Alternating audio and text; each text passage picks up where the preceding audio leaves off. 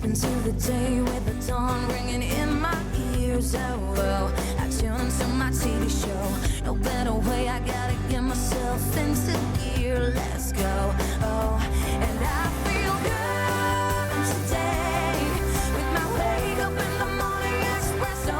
I feel good today. It's my feel good breakfast show.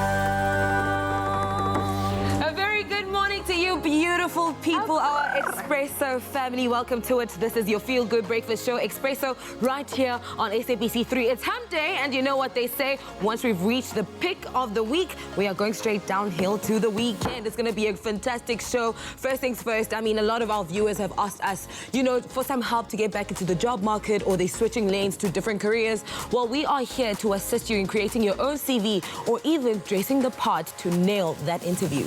Are you not going to introduce yourself? Hi, Kirtle Adams. Good morning. Hi, Emily Domberg. How are you doing? How are you doing? Because you're ready to get into that job market. You relax. We don't need to get into another CV for a couple of years. Hopefully, we'll have to see about that. But I like this. I feel like we need to have these open conversations where you need to equip people, because I remember being a young girl and not knowing what a CV should look like. Absolutely. There's a lot of things that you need to know, and also looking the part. So Shiraz Reddy's here today to make sure that we look the part, because remember, when you exude confidence, when you look good, you feel good. You go into it like, yes, I got it. I'm putting it out in the universe. I already secured that job. So stick around for that. Remember also to connect with us throughout the show. We love hearing from you. So if you have any questions, head on over to our social media page, Expresso Morning Show, SABC3, and use that all-important hashtag Expresso Show. We love hearing from you. But right now, let's delve into something a bit more serious with our news headlines with G. Thank you so much. Very good morning, ladies, to you at home. My name is Graham Richards. Welcome as we delve into our national headlines first. The 3 living archbishops of the Anglican Church of Southern Africa have called on South Africans to respond, and we quote, by choosing life over death, knowledge over ignorance. That as the country battles with the spread of the coronavirus. In an unprecedented move, Archbishop Emeritus Desmond Tutu, Archbishop Emeritus Njongonkulu Ndongane, and Archbishop Thabo Makgoba yesterday called on people across Southern Africa to beat the coronavirus by working closely together. The archbishops pleaded with young people to take the matter seriously for themselves and their elders. So far, the country has reported 85 confirmed cases of the virus. Then the city of Cape Town has opened an arson case with the police following suspicion that the fire in the Table Mountain National Park was deliberately started. The blaze, which started on Sunday, has been largely contained. The city of Cape Town says 5 houses have been affected by the fire, as well as 6 vehicles which were gutted, several along Signal Hill Road. Over 230 firefighters and 35 fighting appliances were deployed to combat the fire, which broke out amid strong southeasterly winds. Then further afield on the international front, Chad is repaying Angola a debt of $100 million with cattle. Angola's state-run newspaper has reported this. Now, the unusual agreement is seen as creating a win-win situation for both nations. Chad is short on cash, while Angola needs cattle. More than 1,000 cows have arrived by ship in Angola's capital, Luanda, as the first payment, Journal de Angola reported. In total, Angola will receive 75,000 head of cattle over the next 10 years. Chad would send a further 3,500 head of cattle later this month, the report also added. Then researchers in Australia said yesterday that they had mapped the body's immune response to the coronavirus in a potential breakthrough in the fight against the global killer. A team of scientists was able to test blood samples from a patient who had contracted COVID-19 and was hospitalized with moderate symptoms. Researchers say they saw a really robust immune response that preceded clinical recovery. Meanwhile, Russian scientists have begun to test vaccine prototypes for the new coronavirus and plan to present the most effective one by June. And now, a Spanish professor paints a somewhat different picture of the virus. So the world has obviously been carried away by the coronavirus. There is deep concern and mass planning is being carried out for worst-case scenarios. But as our president has said, we mustn't panic.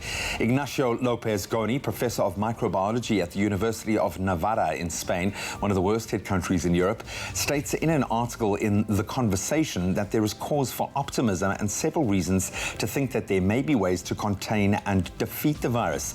For instance, he listed, we know what it is, we know how to detect it, 80% of cases are mild, many people recover, symptoms appear mild in children, the virus can be eradicated, globally science is on it, and there are already vaccine prototypes and antiviral trials are underway.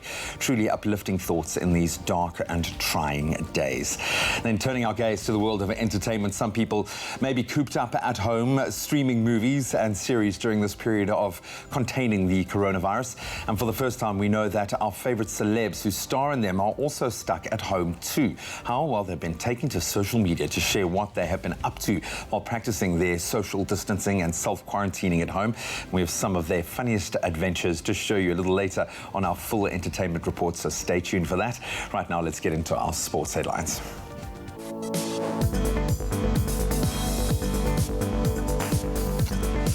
We kick it off with Super Rugby news. The Stormers will be without the services of Springboks Herschel Jantjies and Stephen Kitsoff for about 3 to 4 months, respectively.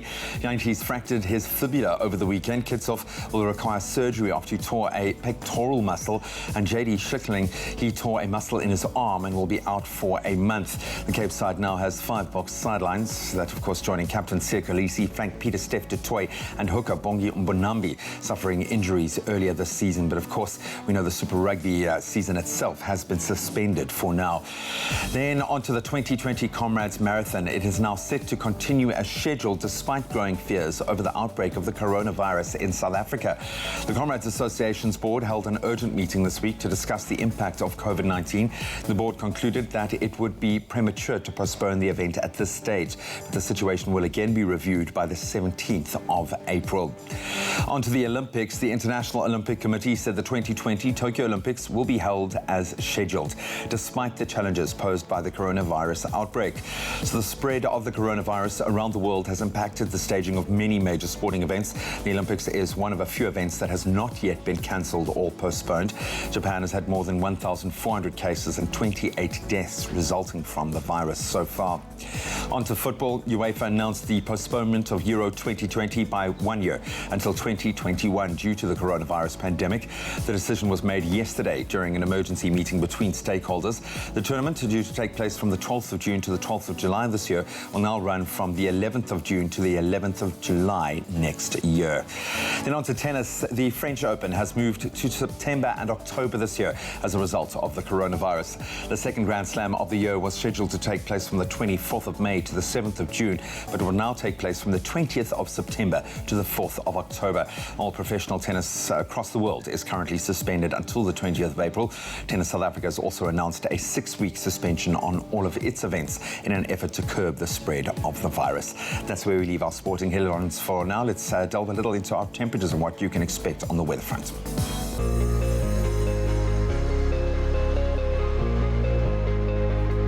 Thank you so much, G, for those news and sports headlines. Right now it's time to delve into, how the weather is looking like outside. But first, we have asked you to send in your sunrise pictures. Unombulelo Gama sent us the spectacular orange skyline from Soweto, where you can expect a hazy sunshine with a thunderstorm in spots and unhealthy air quality for the sensitive groups, reaching a maximum of 23 degrees. Leandri Meyer sent us this amazing one from Musenberg, where you can also expect a hazy sunshine with temperatures not as warm as the day before, reaching a maximum of 20 degrees. Now, we absolutely love seeing those sunrise pictures. Make sure to keep them going, keep them flowing on our social media platforms using the hashtag Expresso Show. Now to look at the temperatures for the rest of the country, starting off in Polokwane. High humidity for Polokwane with a low of 15, reaching a high of 27. A partly cloudy day in Bombela with a minimum of 16, reaching a maximum of 27. Pretoria, your low for the day is 15 and the high is 25. Thunder showers expected for Johannesburg at a low of 13, reaching a high of 23. High humidity for Mahikeng with temperatures ranging from 15 as the minimum, reaching a maximum of 27. A partly cloudy day in Klerksdorp at 14, reaching a high of 26. Northwesterly wind of 13 kilometers an hour for Kimberley with a high of 30 and a low of 18. High humidity from Bloemfontein with a low of 13 13, reaching a high of 26. A sunny day in Richards Bay with a maximum temperature of 30 and a minimum of 20. Pietermaritzburg is a partly cloudy one with a low of 16, reaching a high of 30. Now, northeasterly wind of 15 kilometers an hour for Durban at a low of 23, reaching a high of 28. Mthatha, your temperatures start with a low of 16, reaching a high of 29. Southwesterly wind of 17 kilometers for Emonde, East London at a low of 18, reaching a high of 24. Claydock, 12:32. Southwesterly wind of 32 kilometers an hour for Port Elizabeth with a low of 16, reaching a high of 25. High humidity for George at a high of 24 and a low of 14. And the coolest start to the morning for Sutherland at a low of 9, but it turns out to be a sunny day throughout the day with a high of 26. A partly cloudy one for the mother city, Cape Town, with a low of 16, reaching a high of 23. A sunny day in Worcester and humidity to be expected with a high of 29 and a low of 14. Springbok, a sunny one with a maximum temperature of 31 and a minimum of 12 degrees. And the highest temperature in the country goes to Uppington with a maximum of 35 degrees and a minimum of 22. Now remember, whatever the temperature in your part of the country, make sure to have yourselves a fantastic hump day. And it is a fantastic hump day indeed. Welcome to it, yes. Listen, we have a very interesting conversation a couple of moments ago that we want to bring you onto, and it's in asking the question, what advice do you wish you were given before you entered your first job, or perhaps that interview? What advice do you wish that you were given, Graham? I think the thing that's helped me the most throughout the long-term kind of career trajectory has been forming mentor relationships, finding those senior minds, those people that can help to guide you, and that just by asking the right person for advice, how they become invested in your future, in the outcome. So if you go and ask someone, you're showing them a huge amount of respect, and then they want you to succeed. They want what they say to come to fruition, so they'll help you get to that point. So definitely building mentor relationships, undoubtedly. Wow, that is some very great advice indeed. How about you let us know, what are some of the best advice that you wish you had been given regarding going into your first job? You can, of course, give us that comment on Expresso Morning Show SABC3. That's our Facebook page. But, of course, we'll keep on talking about that throughout the morning. Absolutely, we'll do that. But right now, we're going to take a quick break and a quick breather, and we'll see you in a moment.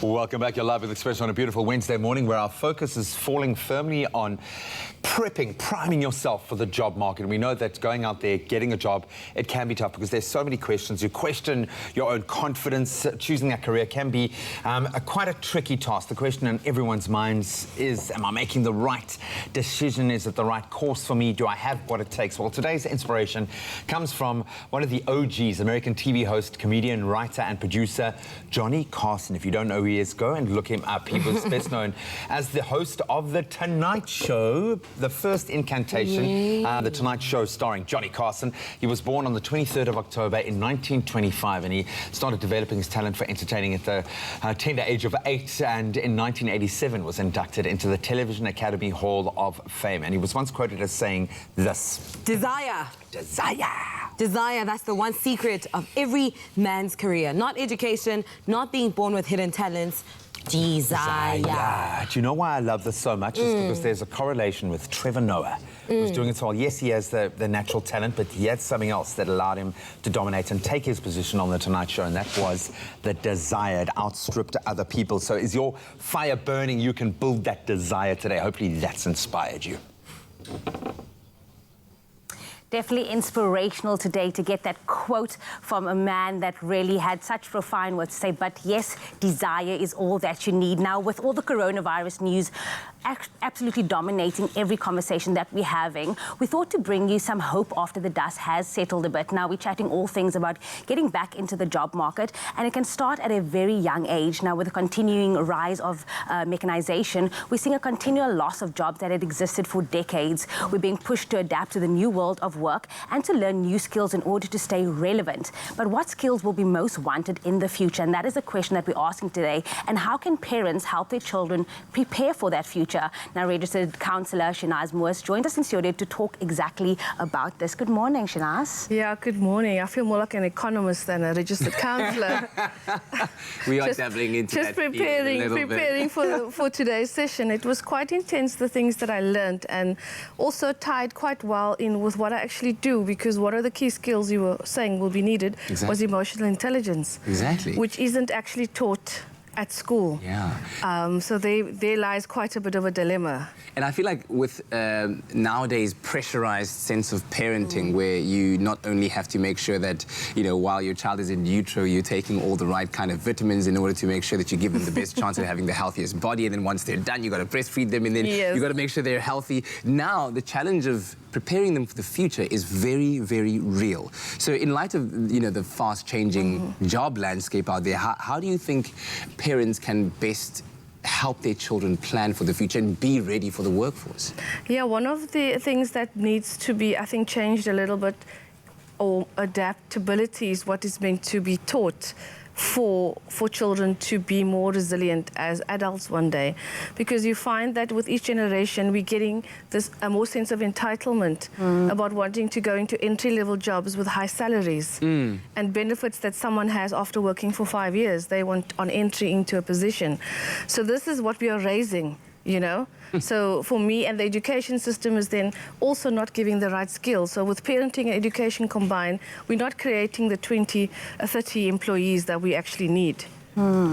What are some of the career paths or jobs that we now see that will be sustainable for the future and that is more likely to grow and help with our kids' futures? Okay, so what I found was we all know what's going on. I don't want to go down that road.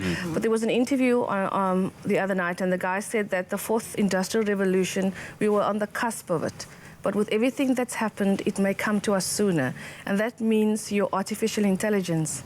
So not everybody can do IT or coding or design an app, but you need to find a way that you fit in alongside what's actually going to happen, because certain jobs aren't going to exist anymore. Yeah. So you talked about adaptability being one of those key skills, and I'd like you to just maybe expand a bit more on how you teach your child to be adaptable and perhaps some other key elements that are very important. I think one of the key things to teach adaptability is to let children make mistakes. That failure has built-in growth into it. But we, as the new age parents, don't like our children to suffer or make mistakes. So even as babies, we come to their rescue. They want to crawl towards something, but we quickly go and get it for them or move them towards it. So these skills start at birth already, that working towards goals. The other thing is that this whole instant gratification kind of planet that we're on, the children need to work towards bigger goals.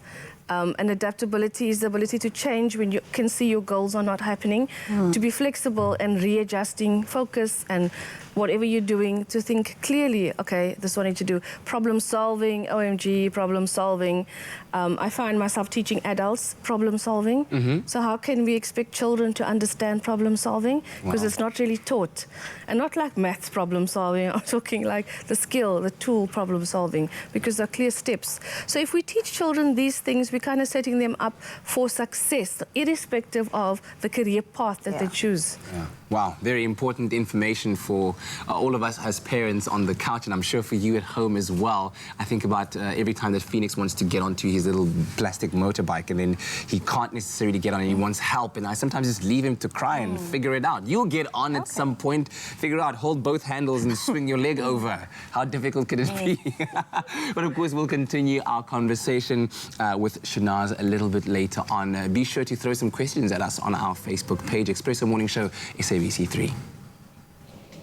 So to go out and succeed, we need the energy. School may be out, and for some of us, even work. But when it comes to having energy throughout the day, it's important that we snack on the right foods to give us all of the nutrients that we need to keep us going throughout the day, giving you that extra energy and much needed focus when your body needs it most. So we're about to chat to dietitian Catherine Day on what healthy foods we can snack on around the house. Kath, welcome to it. Thank you. Feel free to snack as we go, because the food is looking absolutely delicious. Yes.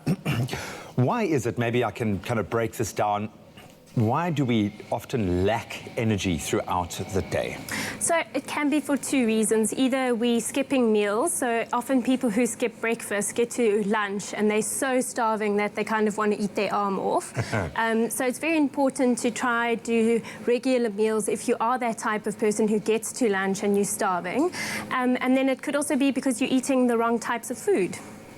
How then do the wrong types of food affect our body and the right types of food affect our energy levels? So when you're trying to pick a fuel, which is what fuels our body to go throughout the day, it's important that you pick the right type of fuel. So for instance, if you're driving a bakkie and you need to put low sulfur diesel in, you wouldn't really put, you know, that normal diesel in. So it's the same when it comes to food. If you put very refined carbohydrates like a white bread, sandwich with just butter on, it's not going to carry you very far. So it's better then to choose the right type of fuel, which is a whole grain slice of bread with maybe some avo or peanut butter on. That will carry you much further. We know that, yes, you can have supplements and you can take vitamin B and those sorts of things, but we often forget that food is probably the cornerstone of how our energy is built. And we know that the brain needs a huge amount of energy to be able to work effectively.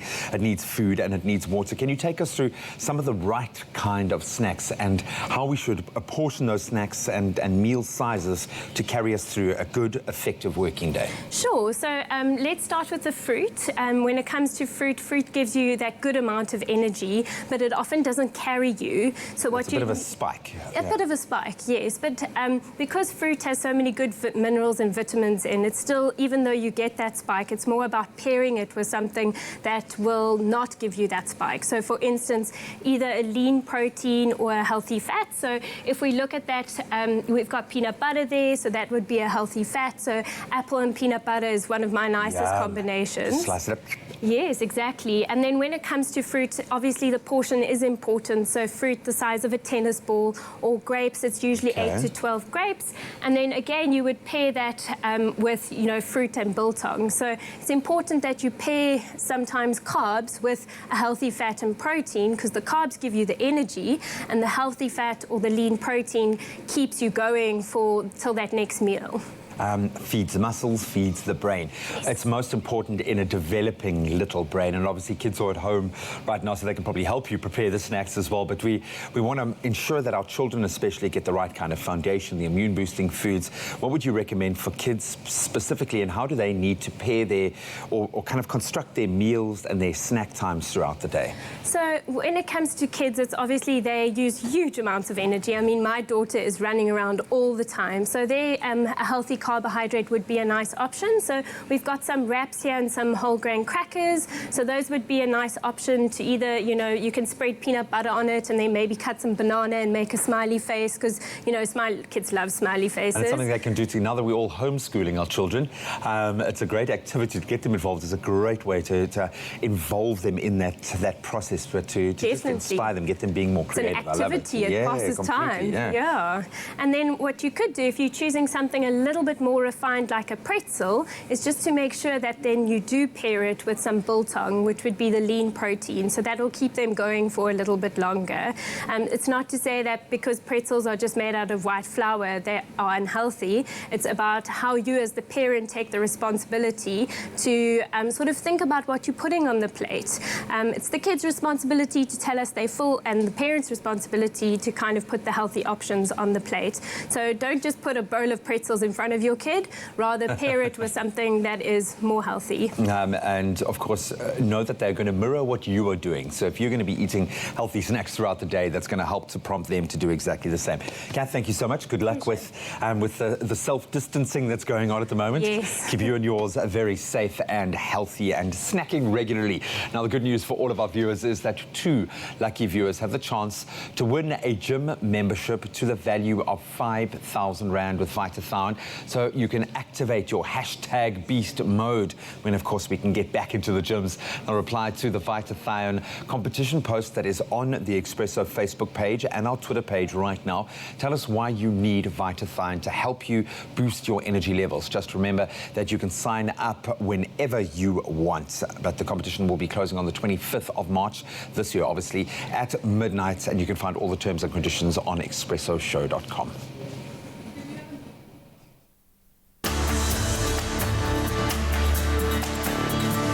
Activate your beast mode with Vitathon.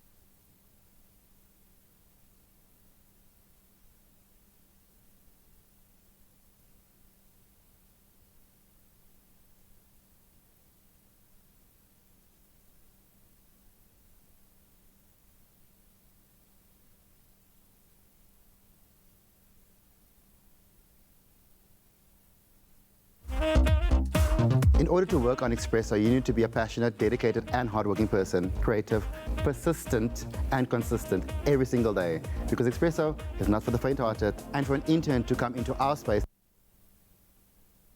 Being challenged to such an extent in such a short while, we see that the interns definitely learn a lot. They have to really adapt very quickly to the situation. They have to make quick decisions. CETA, we focuses on funding our people, our stakeholders in terms of bursaries, internships.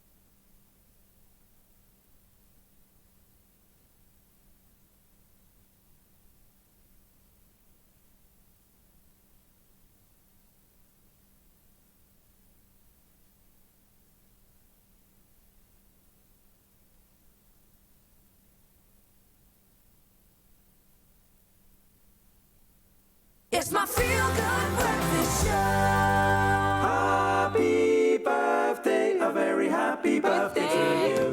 Happy birthday. It's your special day. Hopefully you are feeling like a queen, a king, or maybe a princess. Or a prince. Of Africa. Today you share your very special day with someone who is very special. I've got to actually share a stage with her. We did a musical together, believe it or not. I know, which was absolutely amazing. Our princess of Africa turns 55 years old today. We are talking about none other than Yvonne Chaka. She is so lovely, such a wonderful human being. And she is just still absolutely slaying the game. She is a singer, teacher, songwriter, humanitarian, and an entrepreneur. Absolutely. I know that. Well, Mama Yvonne is still slaying the game after so many years. And you were singing Umboti. Opum gombo too. Come and drink my African Opum gombo too. She's got other hits like I'm Burning Up. She started her own foundation, the Princess of Africa Foundation. She teaches literacy at UNISA. Imagine. It's crazy where she finds the time, but she is an absolutely wonderful, wonderful person. Believe it or not, she became a global sensation after being the first black child to appear on TV in this country. In the 80s, can you imagine that? So she has paved the way. Absolutely. And we love you, Mama Yvonne. Have a wonderful, blessed birthday. Now it's time to wish you, our loved and loyal viewers, a very happy birthday. Starting off with Mami, I wish my sister-in-law, Mami Mate, a happy birthday. May the good Lord bless you with many more years. From Alfonsina, George, Reitumedze, and Tiamo, we love you so much. Happy birthday, Mami. This one goes to Ivana. Happy 21st birthday to my baby sister, Ivana. May the Lord spare you many more years to come. Have a splendid day, girl, from your family. Happy birthday. Yeah, and 21's a big one. Enjoy it. Yes. And a happy second birthday to my little one, Tiset. So may God bless you more. We love you. And that's from your mom, your brother, and your sister. Look at that. Pure joy. Pure joy. We love that. And then a happy 8th birthday to my son, Brent Nanchu. May God bless you and keep you. Enjoy your day. I love you. And that's from your mummy, Taryn. Happy birthday, Brent. This one goes to Shimon. It's Shimon David's birthday today. Hey, Thanking the Shimona. Almighty God for adding another year to your life. Wait, what's that song? Hey, Shimona. Close. Hey, Shimona. Okay. Grandma Mala and Leah Cat are also celebrating their birthdays. May God bless you both with a life full of happiness and countless surprises. May all your dreams be fulfilled. Love from your neighbor, Shama Naidu, and family. Oh, nice neighbor. Happy 32nd birthday to Carrie Beat. May you be blessed with many more. Love you lots from Amy and Mom. And then finally, a happy 12th birthday to my boy, Rushin. I hope you have an awesome day filled with joy. We love you from the Culvert family and all your aunties and uncles. Keep those messages coming. Birthdays at cordova.tv or 071-640-6551. You can WhatsApp us a birthday song, any kind of dedication. We'd love to play your video live. What an incredible day to celebrate your birthday with the likes of your Mama Yvonne Chaka. Happy birthday to you, Mama. But we carry on our conversation with, of course, Shanaz Moos regarding mamas, papas, and their children, and about how to prepare them for the future in the working industries, and exactly what skills we need to have, what kind of personality traits you might need to kind of work on in order to make you a success in the future. Thanks again, once again, for joining us, Shanaz. We spoke about it like it's a lot of changes coming through, a lot of jobs are, you know, dying out, maybe so.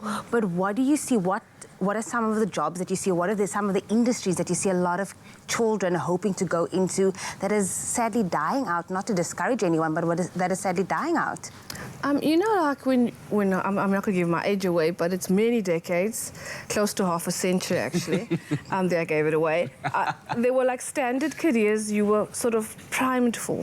Your medicine, your law, you know, pharmacy, anything that engineering. And then it shifted to IT. And I think IT and anything to do with programming software, that is like why schools are teaching coding as well, from as young as grade R. Some schools have introduced, and some children have an aptitude for it, and others just find it hard. So for me, that the careers that are like going to blossom linked to artificial intelligence. And the ones that aren't going to exist, a lot of manual, sort of manual related, like working in assembly line where the person's working, or a warehouse like Google or whichever that do delivery, Amazon, whatever, that have giant warehouses, they are trying to use robots to do the stacking, sorting. Fast food industry as well. So your orders are being taken by robots, human-looking robots. Your kitchen staff is still human for now. Yeah. But things are changing. It's not happening here. We can't see it. But everywhere else already, human jobs that are more efficiently done by non-humans just makes business sense. Now, when you say that, it gets me thinking about interpersonal skills and how important or unimportant those might be in a future where your interaction, let's say 80% of it might be with machines. Do you think that we're going into a future where that might be the case, where we lay less emphasis on interpersonal skills because we don't have to interact so much in the working environment with other people? I think that it's quite contrary. I think that the interpersonal skills become vital, more vital in terms of you can't get a human element through an artificial intelligence. So people who excel at interpersonal relationships, communication, that human connection. Yes. You know, someone that makes eye contact, that's a good listener. Those are important skills to have. Yes, to have, you know, look into my soul kind of thing. And you realize a lot of people don't like making eye contact. They are very self-conscious about it. And I mean, this is a parenting skill. We must look into our kids' eyes when we speak to make them feel seen. So when you teach your child the skill of I see you, they are able to look other people in the eye. Wow. I know culturally sometimes that isn't always acceptable, depending on the culture. But in the work world, you know, human skills and the desire to connect with another person will still be needed. That they can't teach the robots that. That's true. The one thing they can't, no matter how human they make them look, they can't do that part. Wow. Shanaz, thank you very much for joining us this morning. And I think that's probably one of the most important tips that you can take from this conversation, that at the end of the day, we are still living in a world that is run by humans. So maintaining those human connections, being able to read things like body language, understanding emotions, and having that human connection is what might make you very successful in the future versus any other thing. And of course, if you're looking for more advice, you can go to happyconfidentme.co.za. That's where Shanaz is. Thank you. Who says second-hand is second best? At Cash Converters, you can buy top brands at bargain prices and sell your goods for instant cash.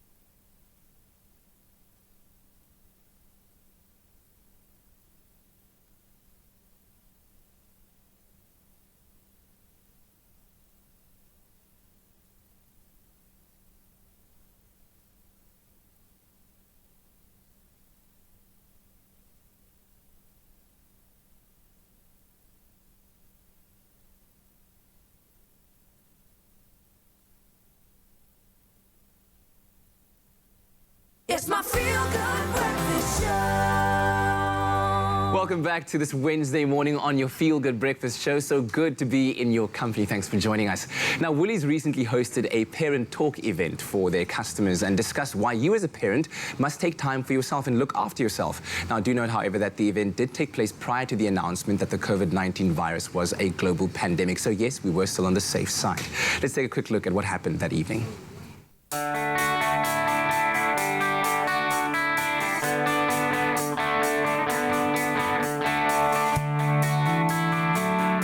This event brought parents together with a panel of Ewan Stratham, Joanne Strauss, dietitian Cindy Chin, and innovation chef Emma Moray in a program run by Thando Tladi.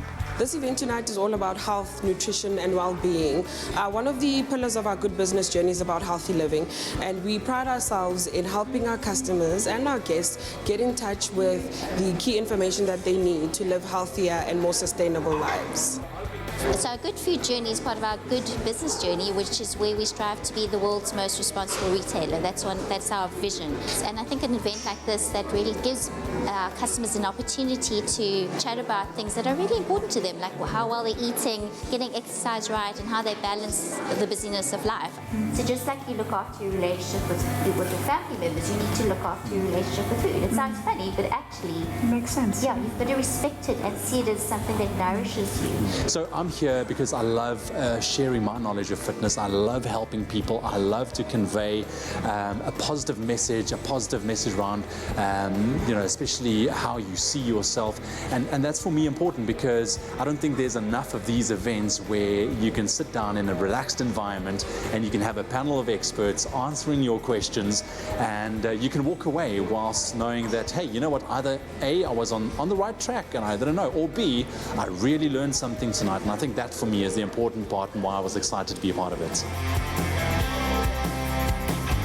I would say the biggest idea I want our guests to leave with tonight is that they are enough. We live in this time where there's so much judgment as working mothers or as working parents that you're not getting everything right. And I want them to leave knowing that there are different ways to do things, and that when they do have time, this is what you can do. When you don't have enough time, this is the healthiest option that you can present to your family. But I think the big thing is that they are enough. Let's go past the perceptions of social media that we have to be perfect 100% of the time. Let's actually just make sure that we're all doing the best for our family. And that's what parenting is all about. It was a cooking class, workout and night out all in one, with 100 questions answered. What I'm taking away from tonight will be at least 10 minutes or 5 minutes of exercise to unkill you. Whether you're busy preparing for your meal, that time that you're busy on the microwave, your food is warming up, just 10 minutes, whether you're squatting or you're jumping, do something. What I took from this event was to incorporate more vegetables in my meals. I shouldn't be scared to cut out coffee, and I just need to drink more water. I am inspired to get back into my kitchen. Hopefully I can try out some of the techniques that they've taught us here today. Definitely do feel inspired to cook more, especially because I've learned that it's not too time consuming. I've learned that it can be fun, and also it is possible for me as a regular person to make chef standard meals. Get to the heart of what matters with Woolworths and watch the space for news on their next event. That looked like a very, very fun event indeed with Joanne Strauss and, of course, Ewan Stratham. Great to see them too. Now, on the couch today to talk about the Parent Talk event, we have Woolworths National Manager Thando Tladi and two guests, Julie Lunn and Lulama Van. You got to let it echo when you say her name like that, I was told. Ladies, welcome. Great to have you here. Thank you for having us. I mean, this is a brilliant idea that you had, Thando. You and your team always manage to come up with great ideas to enrich people's lives. How did this particular one come about, and what was the motivation behind it? So this is part of our good food journey. As you know, we've been on a journey to, provide customers with good, wholesome, quality foods, as well as making it easier for them to find the food they're looking for in store. So this was in addition to that. So we thought, there's so much information out there, so much things that people post around health, and you know, you need to declutter and help people debunk all the myths and all the noise, and just get to the heart of what matters to them. So these health events are literally for people to just come through, spend time with an expert, ask the questions that they need to ask. There's no one size fits all for anyone when it comes to health. So what's important to me, what do I need to be aware of, etc. And you have that time, and you know, having people as well around, other people that are on the same journey with you helps, because then at least you can, you know, bounce ideas off of them, etc. So it's really just an intimate space for our customers, and I guess you just get to talking about health. Yeah, absolutely. And you talk about the experts that were there, and Julie, you were lucky enough to attend this event and be with two experts that I think are absolutely killing it in the parenting game, in Ewan and Joanne. What made you want to attend the event, and what were some of the highlights that you took from there? Well, firstly, it was in my local neighbourhood, so I felt like I'd received a personal invitation from Woolworths, but felt really special. They knew that I'm a mother and that I lead a busy lifestyle, so I decided to attend, and it looked like it was going to be an intimate event, which it was, and I loved the structure and the layout of the evening. Felt really welcomed by the Woolworths staff who were there, and just enjoyed asking questions in an informal, intimate environment with some real experts. Kind of way, not like at all. We all are on the same level playing field. Absolutely, yes. Wow. And I loved Ewan Stradham's idea of an active mindset rather than actual exercise sessions. I thought that was really useful for a busy lifestyle. And we've started incorporating them in our family already, and it's really fun. Yeah. Lilama, let me talk to you about some of the key learnings that you took from the event and how you started incorporating them. Okay, I've always been on the eating healthy path, so when I got the invite, I was like, yay! And right up my alley. Usually I'm on an 11-hour shift, so one thing that was lacking on my side was the exercising. I get so tired between working and attending classes. So what I've started now doing is just 30 minutes of my time into exercising, which I haven't been doing. So the nice thing what Yvonne suggested was taking the stairs at work. So that's what I do. So I'll take the stairs maybe from the 1st floor until the 5th floor, and then I take the lift. So when I'm done at work, then I take the stairs all the way down. I have been eating healthy. It's just that now I'm just introducing my two brothers. They're so keen on eating rice. I'm like, no starch, no starch, no starch. But it has been an awesome experience. I've learned a lot, and I have started with the implementation. That's incredible. So now fast forward to the times that we find ourselves in, the times of COVID-19 and coronavirus. Do you find that the information you learned during that event and at that evening is still relevant and applicable to your lives now? It is relevant. My mother is so annoyed with me every time I call. Please make sure you're healthy. Buy fresh veggies. Do this, do this. My mother's like, we are away. I forwarded all the information. So fair enough to say you'll be attending the next event. Absolutely, I'd love to. It was an awesome event. Big ups to Woolworths for organising such an event. So Tando, with that in mind, I mean, you see the success, you hear about how people that attended the events have now taken that information and it's become part of their lives now. What are the plans for the near future? Well, the idea was to roll out more events all across the country, of course, to help more mothers, more parents, more students, anyone that needs the information. Unfortunately, given the current situation in our country, we have to put those on hold, but we will, once we are able to roll those out again, you know, give people information via our social channels and our digital channels. And at the end of the day, as Woolies in my school, what's the big vision that you'd like to see, you know, us as a community achieving as a result of being at these events and thus then implementing, like I said, all of this relevant information into our lives? What kind of community would you like to see? I think the vision is for people to live their best lives, whatever that means to you, and whatever health means to you. What does it mean to me? To have more energy, to be able to sleep better, to whatever that is for you, we would like to help you reach your goal, in essence. Well, thank you very much for joining us, ladies. Much appreciated.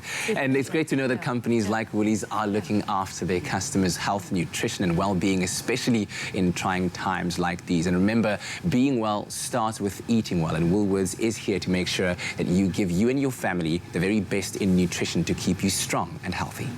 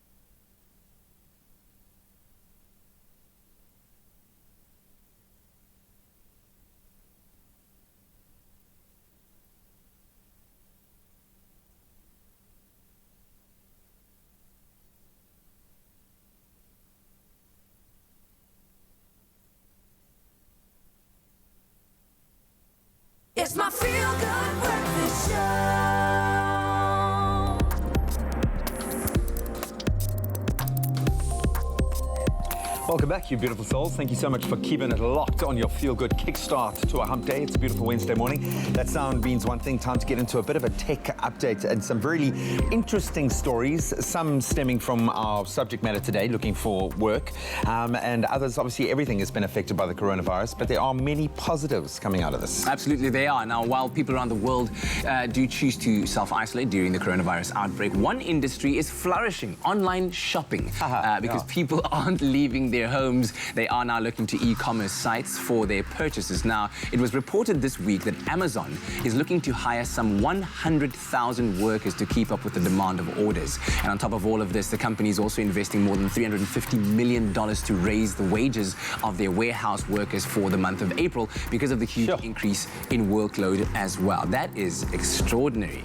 Talk about opportunity in a time of crisis. Yeah, and the new normal. We keep talking about what is that new normal, and I've heard there were a couple of kind of stories surfacing, people posting videos that the working conditions were a little hectic at Amazon, that they worked really hard for not a huge amount of money. So this is great. This is an opportunity, as you say, to find that silver lining. Everyone's winning. I wonder what happens post, when we're going to come back to another new normal. So obviously schools officially closing today, but I think a lot of schools already shut their doors as soon as the president made that speech. A lot of, I know, creches, for instance, closed their doors.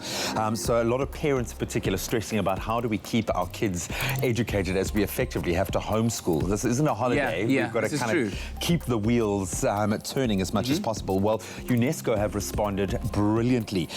They have responded by issuing worldwide an update on their website in particular that has a really helpful and interesting list of apps and resources for distance learning, something that you can use not just during this time, but all year round. So if you're a parent, you're a learner, you're a teacher, go and check it out for yourself. There are links to more than 50 different resources on both your smartphone and your home computer. So maybe this is an opportunity for you, regardless of the self-isolation, to dedicate a little bit of time every day to self-improvement, to learning, to inspiring your child to learn. Yeah, because when we talk about those new skills that are needed in the modern workforce, it's not so much that technology is taking our jobs, it's also creating new jobs in that process. And I think the ability to self-learn and teach and keep growing and developing, that never ends whether you've got a job or not. So maybe you can check out our social media platforms for links to those, and you can let us know which really interesting websites, apps are helping you grow your brain. Yeah, absolutely important conversation right there. But also, the coronavirus has become a topic for many conversations as of late. A lot of businesses and schools have temporarily closed down, in attempt to curb the virus from spreading, emphasizing on personal hygiene and also, social distancing, to be more specific. So yeah, man. Even putting out travel bans. Now, one of our friends, Expresso presenter Search and 3 finalist, Dean Woodman, actually went to Spain for 2 weeks. Living his best life on vacation, but is now back in South Africa and has been put in quarantine. So we're going to catch up with him just to find out how the whole journey has been and how he's doing on day 2 of quarantine. So Dean, are you with us? I'm with you. Hi, Dean Woodman. Listen, it's so sad that we actually have to video call you. We can't have you in studio or on one of, Cape Town's beautiful beaches. No t-shirt on. But I believe that you've been placed in self-quarantine for 14 days. How has that been? Well, it's only day 3 quickly, and that's been an experience already, right? So you think there's so much that you want to do, but you start realizing that there's not that much that you can do. Besides, doing some books, if that is something that you do, which is something I don't do. And then you've got things like watching series or catching up on cleaning up the room, catching up on cleaning up the house, and then you try to tell you do all of those things. Yeah. Take us through it. Take us through it. When you came back into the country, what was the first thing that was done to you? Were you in straight isolation? Did they take your temperatures? We want to know it all. Well, you see, in the last 3 days that I was in Spain, in Madrid, they literally started shutting down the city. And what happened was you started to see that not a lot of people were outside anymore. Restaurants started closing down. Clubs started closing down. And less people on the metro and on the public transport. Literally to such a stage that you're eventually inside the hotel and the apartments, and people are talking to each other across the alleyways through the windows. I mean, I'm sure you've seen some of the videos where people are starting to clap for all the people in the ambulances and the medics and the doctors that are trying to help those out with the coronavirus. So when I traveled back and I was only on the plane, I mean, I'm sure you've seen the picture, I literally had gloves, mask, everything on, and for that full 19-hour travel, that's how you traveled. Just to make sure that you didn't either infect anybody else because you're not sure if you have it, or if you get infected by somebody on the plane. And that's difficult. Let me tell you, to sleep with that mask on is not the best thing. And then when you get to Cape Town International, there's actually a section just before immigration where they actually scan your body, and it's a heat scanner. And that heat scanner either picks up that your temperature is extremely high, or it picks up that you're okay. And I picked up fine, like it didn't show anything. But I do know that I had symptoms of a runny nose and symptoms of a cough. So the night I came home, I literally brought extra masks and gloves, gave it to my stepdad and my mom. And I said, listen, you put this on before I get inside. And I walked straight into my section of the house, and that's where I stayed.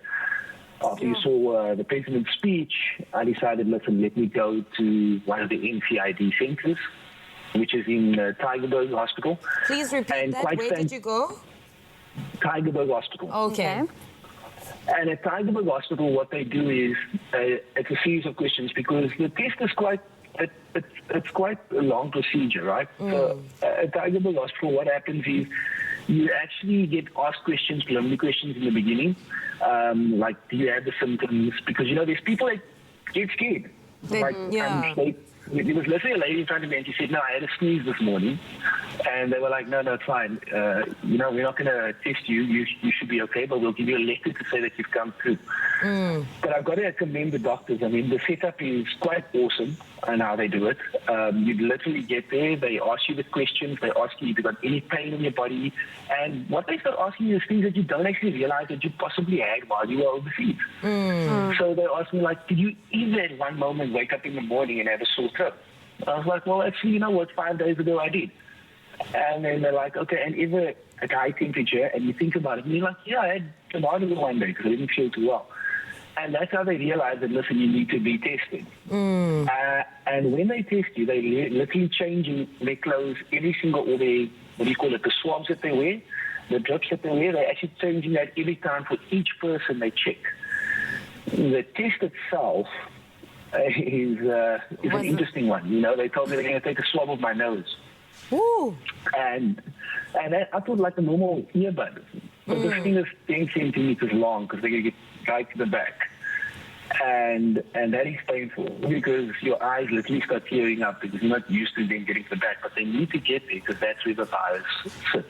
Yeah. So I'm on day 3 of quarantine and I should get results back tomorrow. Okay. But either way, you've got to self-isolate yourself for 14 days because this virus just needs to get over. It's like a really bad flu, if I can put it to you that way. That's what I wanted to touch on very briefly, Dean. Sorry for cutting you off. But what precautionary measures are you currently taking, seeing as you are currently living with people? Yeah, so I am in total self-isolation. I literally wear a mask every time I leave my room. I have my own cutlery.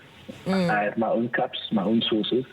If I leave this room, mask is on and gloves is on. If I touch anything, I literally clean it with disinfectant or sanitary, like a cupboard, a light, small things. You think about it, a door, opening up the fridge, those type of stuff. I just because older people are gonna be worse off if they get it. Yes. Look, I'm healthy, I'm fit, so it might just feel like a cold to me. But somebody else could get it that has a heart problem or has diabetes or has high blood pressure or low blood pressure. It's going to affect them. One of the doctors gave me a very good explanation at Tygerberg. So straight after you leave, they ask you for a list of who you've been in contact with. As soon as you send that off, you get a video from Tygerberg Hospital of a doctor explaining to you what's happening. And what they explained was the normal flu gets contacted and can be transmitted at 0.94 times between people. The coronavirus is at 2.6. Wow, that's so more that means than double. It's just that double and that quicker to go and it's that much stronger. But if you take the precautions, you should be fine. I think everybody that's traveled should do the responsible thing. Even if they're feeling fine, they definitely should go to Tigerberg Hospital and just get themselves self-quarantined and checked out. It's the responsible thing to do. Dean, we wish we could speak to you all day long, but hopefully when you are back out of quarantine, you'll be back in studio with us. But for now, maybe you can give us some home tips how to work out in self-isolation. But we do look forward to hearing from you soon. But all the best, and we look forward to speak to you soon, okay? Thanks, James. Thank you, Dean. Bye. Ciao, ciao. Well, the time has just gone 2 minutes past 7 o'clock, and here are your news headlines at the top of the hour. On the national front, South Africa's official opposition party, the Democratic Alliance, has pledged its support for steps taken by President Cyril Ramaphosa to combat the spread of the coronavirus in the country. Other news regarding the coronavirus is that the Minister of Higher Education, Bladen Zimande, has closed down all universities and TVET colleges until further notice. The Catholic Church in Johannesburg has cancelled all its Easter services, and online food retailers are doing brisk business as homebound South Africans order in to avoid human contact in shops. Now, the 3 living archbishops of the Anglican Church of Southern Africa have called on South Africans to respond, and we quote, by choosing life over death, knowledge over ignorance, as the country battles the spread of the coronavirus. In an unprecedented move, Archbishop Emeritus Desmond Tutu, Archbishop Emeritus Njongonkulu Ndungane, and Archbishop Thabo Makgoba yesterday called on people across the Southern Africa to beat the coronavirus by working closely together. The archbishops pleaded with young people to take the matter seriously for themselves and their elders. So far, the country has reported 85 confirmed cases. On the international news front, with French President Emmanuel Macron describing the battle against COVID-19 as a, quote, war, France moved into a near-total lockdown yesterday, the latest country to impose draconian restrictions affecting the lives of hundreds of millions of people around the world. Other European leaders also plan to ban all non-essential travel into the continent in a bid to stem a pandemic that has now infected 196,795 people worldwide, with almost 8,000 deaths. Italy's death toll has surged past 2,500, Spain stands at 500, Iran at 1,000, and the UK at 71. Now, in other news, Chad is repaying Angola a debt of $100 million with cattle, Angola's state-run newspaper has reported. The unusual agreement is seen as creating a win-win situation for both nations. Chad is short of cash while Angola needs cattle. More than 1,000 cows have arrived by ship in Angola's capital, Luanda, as the first payment, Jornal de Angola reported. Now, in total, Angola will receive 75,000 head of cattle over 10 years, and Chad would send a further 3,500 head of cattle later on this month, the report added. And now an item in South Africans who are seeing the lighter side of the virus. In our entertainment news, we've seen celebs sharing their hilarious adventures on social media as they practice self-distancing and social quarantine or self-quarantine. In South Africa, almost immediately after the first case of COVID-19 was confirmed, the wisecracks and jokes started, from memes and bad puns to people posing with silly homemade protective gear. South Africans took to Twitter, to WhatsApp and Facebook to take a light-hearted look at the virus. Now, it's not unusual for South Africans to crack jokes about their many problems. In the country with its multitude of serious challenges, media users often turn to humor rather than despair when presented with a new problem. And it's probably safe to say that in South Africa, the role of humor, banter and jokes to cope with adversities is a deadly serious business. On that note, let's take a look at the sporting news.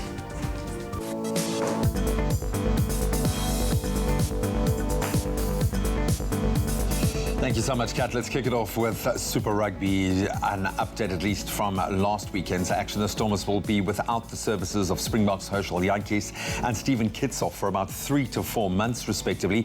Jantjies fractured his fibula over the weekend, while Kitsoff will require surgery after he tore a pectoral muscle. JD Shigaling tore a muscle in his arm and will be out for a month. Cape Town now has 5 box sidelines. Captain Sia Khaleesi, of course, flank Peter Steph Tutoy and hooker Bongi Umbanani suffering injuries injuries earlier this season. But we know as of now the Super Rugby season has been suspended, so no players will be making their way onto the field. Then on to Ultramarathon news. The 2020 Comrades Marathon is set to continue as scheduled, despite growing fears over the outbreak of the coronavirus in South Africa. So the Comrades Association's board held an urgent meeting this week to discuss the impact of COVID-19. The board concluded that it would be premature to postpone the event at this stage, but the situation will again be reviewed by the 17th of April. On to our Olympics watch. The International Olympic Committee says that the 2020 Tokyo Olympics will be held as scheduled, despite the challenges posed by the coronavirus outbreak. The spread of coronavirus around the world has impacted the staging of many major sporting events. The Olympics is one of a few events that has not yet been cancelled or postponed. Japan has had more than 1,400 cases and 28 deaths resulting from the virus so far. And on to football. UEFA announced the postponement of Euro 2020 by 1 year until 2021 due to the coronavirus pandemic. The decision was made yesterday during an emergency meeting between stakeholders. The tournament, due to take place from the 12th of June to the 12th of July this year, will now run from the 11th of June to the 11th of July next year. Then on to tennis. The French Open has now moved to September and October this year as a result, obviously, of the coronavirus. The second Grand Slam of the year was scheduled to take place from the 24th of May to the 7th of June, but will now take place from the 20th of September to the 4th of October. All professional tennis across the world is currently suspended until the 20th of April. Tennis South Africa has also announced a 6-week suspension on all of its events, that in an effort to curb the spread of the virus. And that's where we leave our news headlines for now. Let's take another look at the weather.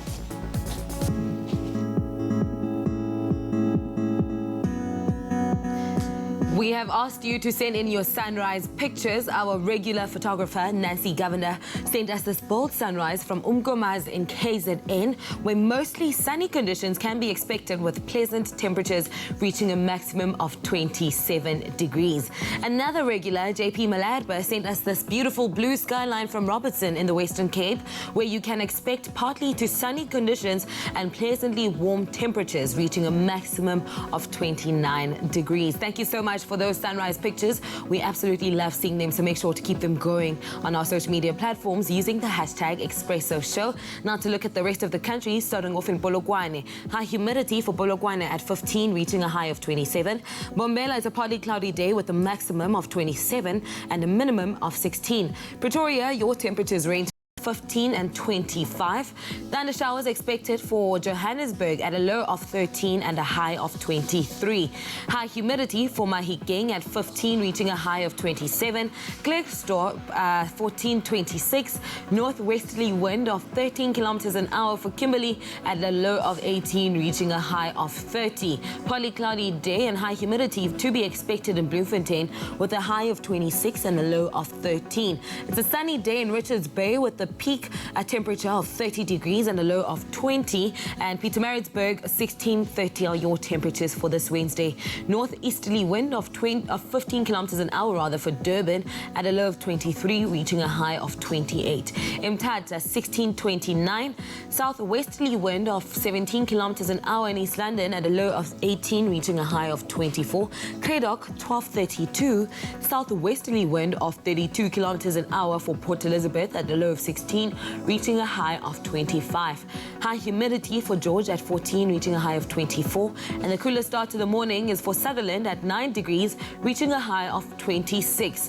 Cape Town 16-23. High humidity for Worcester at 29 as the highest temperature, reaching a low of 14. A sunny day also in Springbok at 12 degrees as the low, reaching a high of 31.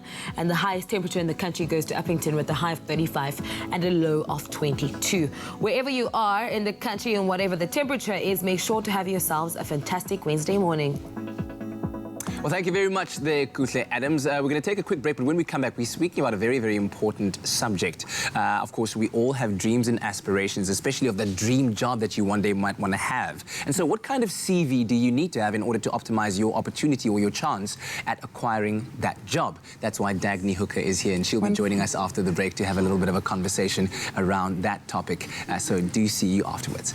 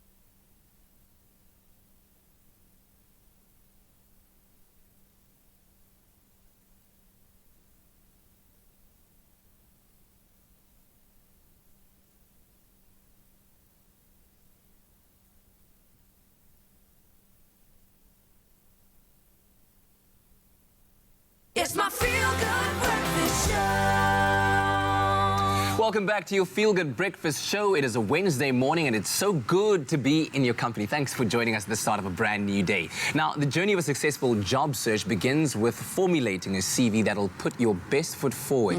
And for many, however, this first step presents as much of a stumbling block that could lose you this great opportunity. So developing those kind of skills to submit the best CV to any job is absolutely quintessential. And that's why we're joined by Dagny Hooker, the Sales Director of CV Writing and Recruitment Specialist, CV Profs, who will show us exactly how to perfect this very crucial step.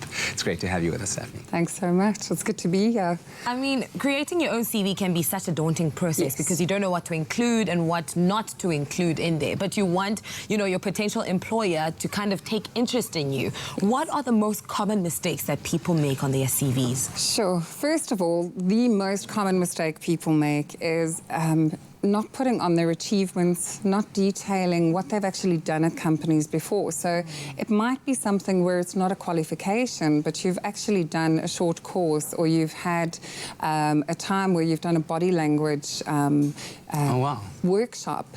Those little things can actually help you to be the right candidate for a company. They might be looking for someone that says, okay, that's actually a skill that we could utilize.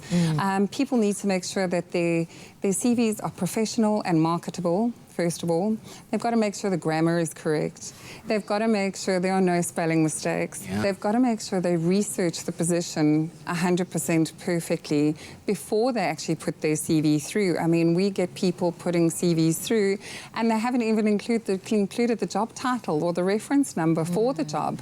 So it's vital to make sure that all the important information of what you do, your soft skills, as well as your qualifications, as well as everything, the duties that you do in your job, are detailed in your CV. One of the things that people do ridiculously often is they repeat their job titles so many times through their CV. So they'll say, as a sales manager, I had these duties, and one of my sales management duties was... And it's very important to make sure that while you are writing your CV, you put a lot of time and effort into it, and make sure that you read it to yourself in the mirror and say, wow, if someone was reading the CV, would they employ me? Would they actually take me on? Read it to someone that you know and say, how do you think? Would you employ me after reading this? In order to make it different and approachable, you've got to make sure that you are reaching the position that you're applying for. You've got to make sure that you are, if you're applying for a marketing position, make sure that you've researched the field of marketing that you're actually going into. If it is something that you're looking to apply for a promotion, you've got to put in there why you want to be promoted. Why is it that you're going to be beneficial in that position? And unfortunately, in today's times, you have to sell yourself. That's true. You have to, and a lot of people aren't capable of doing that. And that's where we come in. So you contact us, and we will then do an interview, and we will say, right, this is what you need to do in order to make sure that you are marketable, that we can put you forward to companies and say, yes, you can do it with confidence. It doesn't really leave it, it doesn't leave it at that. People need to make sure that they acquaint themselves with their CV. Often they get someone to write it, and then they don't know what's in it, and they sit in the interview, and someone will say, I see that you've got skills doing blah, blah, blah, and they're like, yes, and they're completely caught off guard. You're not even aware of it. It's on page 3. Yes, and they're like, so automatically you lose credibility in the interview because you haven't acquainted yourself with your CV. It's no good having someone write it professionally and you're not even going to read it. And then you realize the importance of having a business like yours operating and helping people out there, because more often than not, a CV is the first point of interaction or contact that a potential employee might have with you. Now, an interesting question that I just thought of while you were speaking is, once you've set up a CV and it's been written up and drawn up professionally, you've acquainted yourself with it, let's say you weren't successful at the first attempt at this particular job and now you apply for another job. Is there any value then in reshaping, rewording your CV based on the company that you are trying to find yourself employment at and the kind of position that you're trying to go for, So then reshaping it and having it refreshed for that kind of environment. Absolutely. It's vital. It's absolutely vital. There are automatic systems that pull keywords out and do searches to make sure that they're pulling the right CVs off of the system. So if you approach a company or you put your CV on something like Peanut or Careers 24 or Career Junction, they've got bots that go through it and say, okay, say you're applying for a TV presenter position. They're going to look for all the elements, the keywords that are actually going to pull those 100 CVs forward of people that have mentioned those keywords in that position. So if you're looking for a TV presenter position at an overseas station, you would want to put it in there that you're looking for something in the international markets, and it would have to be overseas, but you'd have to research the job description properly. You'd actually have to research the advert and see what they're looking for. Go a little bit more in depth and see, you know, read between the lines and be creative. Try and see where you can actually sell yourself on your skills. Excellent stuff. Now, be sure to keep it locked here on your Feel Good Breakfast show, as we later on will be turning our attention back to Daphne to discuss just where exactly there are job vacancies in Mzansi. And you don't want to be missing out on that, because, of course, we know that we are living right now in an economic climate where job creation is, of course, one of the big challenges that the government is trying to address. A lot of private companies are trying to address as well. So where exactly are those gaps that you can fill? And in fact, if you'd like more information on what we've been discussing right now, you can have a look at CV Profs on social media, where Dagny and her team will be on standby to help you. Stunning. So, following suit in our denim suits, the denim duo today, it's time for another edition of our Wednesday feature. We love it, where we focus on the unconventional side of law. It's called So Now What? And we're joined once again by our expert lawyer and director at legalese.co.za and our friend Eitan Stern. Today's question is, I might be too young or too old to do my job. So now what? We'll be focusing on what your legal rights and recourses are when it comes to age and being able to work legally in South Africa. Welcome back, buddy. Interesting topic. Peace, love, more tolerance. Here. That's what we all need right now. Yeah. Drop mic, leave stage. Boys, Eitan, for you, like, work does differ from person to person. Sure. What I define as work might be different from what Graham defines as work. Yeah, but for in sure. South Africa, legally, what is work? What does it Is there a actually mean? definition Is there for a work? definition? Great question. So there isn't a definition of work. There's no definition of... Sorry.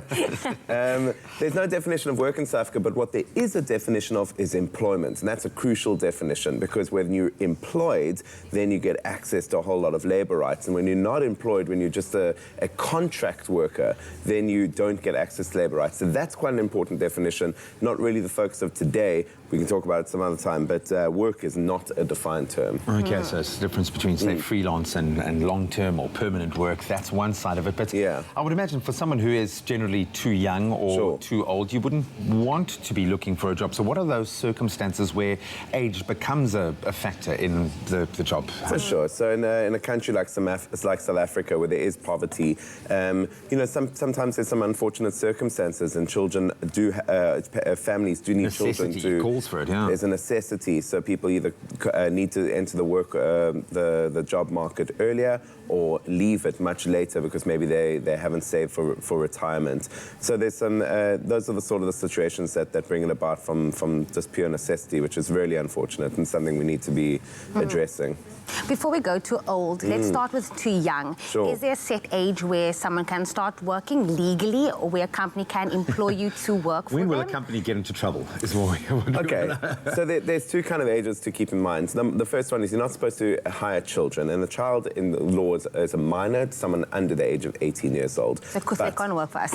But in some circumstances, someone under the age of 15 can work. So you can, someone over the age of 15 can work. So you can start employing people over the age of 15. But the idea is that what you don't want to do is to be taking a child away from school. So it's less about the age and more about whether this child, whether you're taking the child away from school. So in certain circumstances, you could hire a child at 15 years old to do some casual kind of jobs, but you couldn't do something that took them away from school.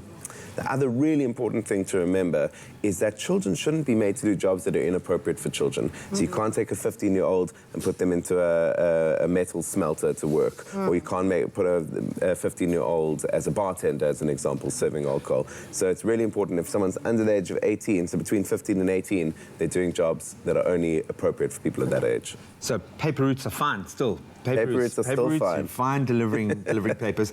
It does raise interesting questions around our progression to a more technical career path, because now we are lowering the age of people being able to leave school because we're trying to channel them into a more practical kind of work environment. So I'm interested to find out about that, but we're going to continue.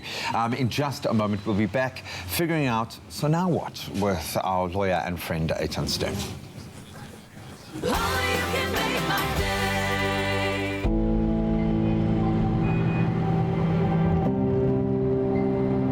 Let me tell you something about goals. They start way before the celebration. Whether it's football, life, or money, they rise before the sun and race their way up, challenging the distance to the finish line, because once they reach it, they want to exceed it. They open doors and raise their hands when life calls, personifying resilience and tenacity, and then committing to making a commitment. Everyone seems to know something about goals, but what no one will tell you is how difficult it is to just get going. So you want to know a secret about goals? The best way to achieve them is to start.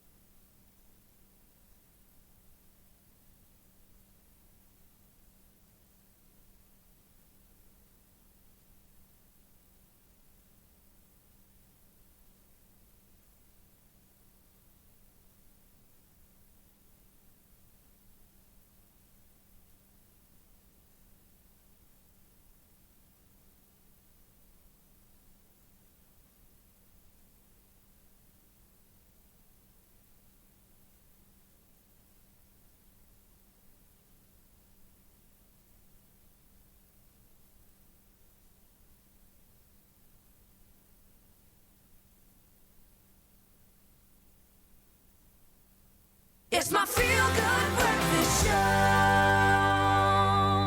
Welcome back. You're live with Expresso, and you join us as we continue our discussion with a lawyer and director at legalese.co.za, Eitan Stern, about what your legal rights are when it comes to age and being able to work legally in South Africa. Very interesting discussion. You know, when we speak with you, I always want to paint like a picture. For instance, growing up, right, there's always a spaza shop owner, and then they would hire like the young 12-year-old boy just to help clean. Yes. Or it would be a child in the family, a child in the family, which was normal. We saw it as normal. But is there any penalties when it comes to that, when small businesses hire people illegally or under the working age? Okay, cool. And who's looking out for those kids? Is it child welfare, or who's kind of going to come down? So as we said, the Basic Conditions of Employment Act say you're not allowed to hire someone under the age of 15 if you're taking them out of school.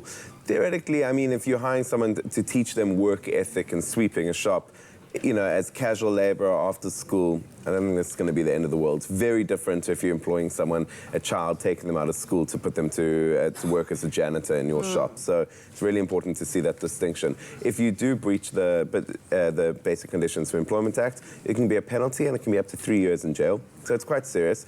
You really shouldn't be taking children out of school. Children are there to, your job as a parent is to help children grow and not to kind of make them work for you. So it can be quite a serious thing. And then there's child welfare and child services who are there to kind of police this, and you can get a fine or you can get put in jail for 3 years. So most of this seems to stem around the rights of the child, which is fantastic, especially in a country like this where we've got this progressive democracy. We want to see that come to fruition, but there is no substitute for real-time work experience. For sure. Enter the intern. Dun, dun, dun. And we love the fact that we've got this wonderful fresh crop of young minds working in our studio, and they often do progress to jobs in the company. Where does an intern go to find out if they need to be paid? How much should they be paid? When are they making too little, too much? Is the job payment enough? So, interesting field. Also quite a new thing, this idea of interns, but it didn't exist when Sydney, I was younger, probably not when you were younger, and who knows when. Thanks for saying that, man. But so look, if you're an unpaid volunteer, if you're volunteering, you don't need to be paid, and there's certain positions that are volunteer positions. So you could assume if someone's hiring someone for a week of kind of casual work to get some work experience, that's going to be an unpaid volunteer. If you're an intern doing an intern position, and I understand the definition is different, then we've got the Minimum Wage Act, which says that unless your specific industry has a different minimum wage, then the minimum wage in South Africa is 20 Rand and 76 cents an hour. So I guess that would be the minimum wage that an intern should be earning for doing work. And it's true, a lot of people use this idea of interns to extend someone's contract to get free employment, and that's not right. So an internship should be something temporary that ideally leads to a job or job experience. If not, then you're just hiring someone for cheap labor, and then your minimum is 20 Rand and 76 cents. To answer the question, how much is too much? Well, I mean, that doesn't really have an answer. Prove your worth. Yeah. Prove your worth, man. You can always go and argue that. Take hectic. Now, we spoke about being too young. Yeah. Is there something as being too old? Because you sometimes see doctors that's 90 years old, 100%. Or directors of companies that's like 75 years old. But there's a recommended retirement age of 65. So is there something as too old? Okay, so there isn't actually a legal age for too old in general. So we use 60 or 65 as a good reference point.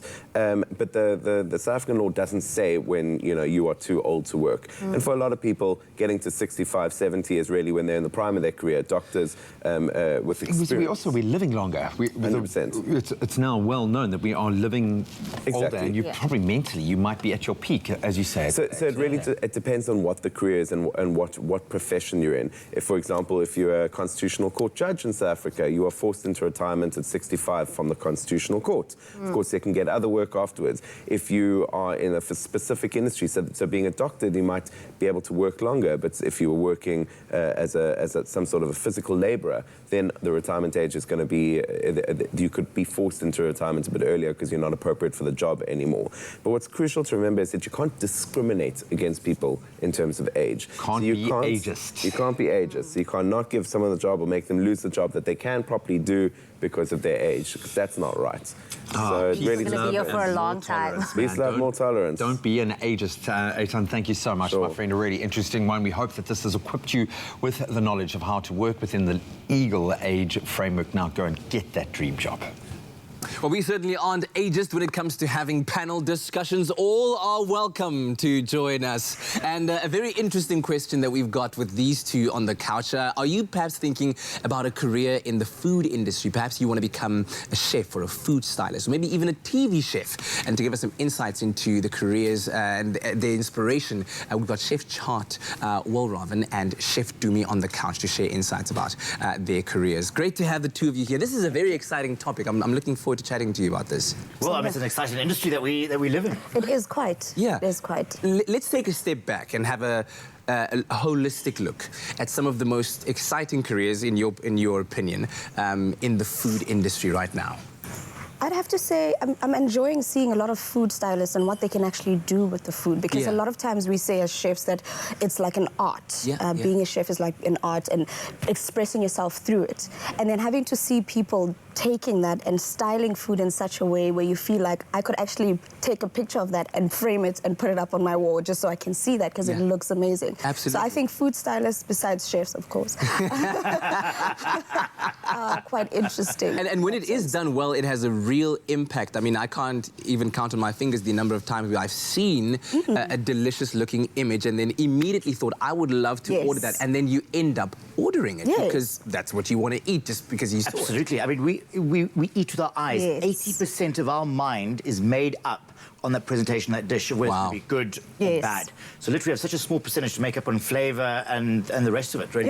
Yeah, all right, so food stylists being one. What about the chefs at restaurants? I mean, every year when we go to the Eat Out Awards and we get to meet the chefs, and like they are like rock stars when they walk in there with their chef jackets and there's like fancy cars all around them. I feel like being a chef at a restaurant is quite a cool thing. It is. Yes and no, there's definitely two sides of it. I think there's definitely specifically, I think there are those that are chefs, those that love to be on the pots and pans and cook. And yes, you have the likes, as you mentioned, of Eat Out, where those guys really are pushing those boundaries and this haute cuisine, you know, the high cuisine, all beautiful food and little bits and pieces. But don't forget, there's a whole world of bistro chefs, pizza chefs, retail chefs. You know, I mean, look at all the people that are creating our convenience meals now. I mean, you know, in our current situation, you know, those convenience meals are flying out of there to go into that deep freeze, you know, that we're hoarding away.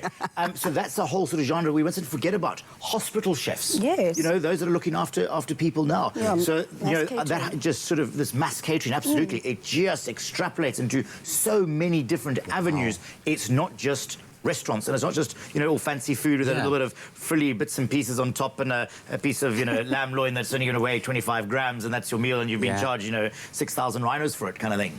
And it's not actually as glamorous as people think. It looks fancy, especially with the high-end chefs and so forth. It looks so fancy, like, oh my gosh, it looks so amazing. You probably just sit there like a king and just order. No. It is a whole lot of work. It's not yes chef, no chef all the time. You got to cut some onions. Well, absolutely. And it depends, again, who you are. If you look at a head chef, I mean, you're a salesperson, you're a marketer, you're an influencer, you're a food stylist, all wrapped into one. You know, so actually a head chef sometimes doesn't really cook much, and they rely on this incredible team, this engine behind them to see it through. And in the publication industry, certainly you've got to consider not just the food stylists, and as we continue talking about some of the exciting careers out there, but food photographers, food writers, food magazine editors. Even recipe developers, because those people don't technically do the work. They come up with the idea, would these ingredients work together with this recipe come together, and then someone else tries it and it does actually work.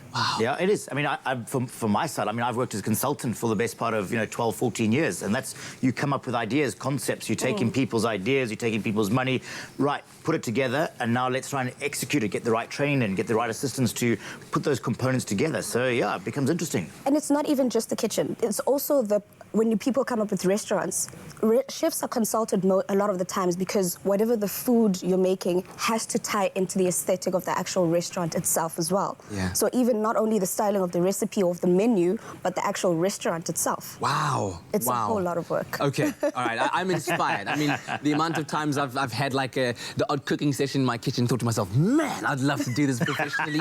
And then I get into the kitchen with the two of you and I'm like, okay, wait, let's be realistic about it. It's a whole new world out there. Now, these two wonderful chefs are a great inspiration for all of us here, and in fact, for anybody looking to pursue a career in the culinary world. And a little bit later on, they're going to be doing what they do best in our kitchen to teach us the essential differences between savoury and sweet pudding. So do stay tuned for that on your Feel Good Breakfast Show. We'll be right back after a short break.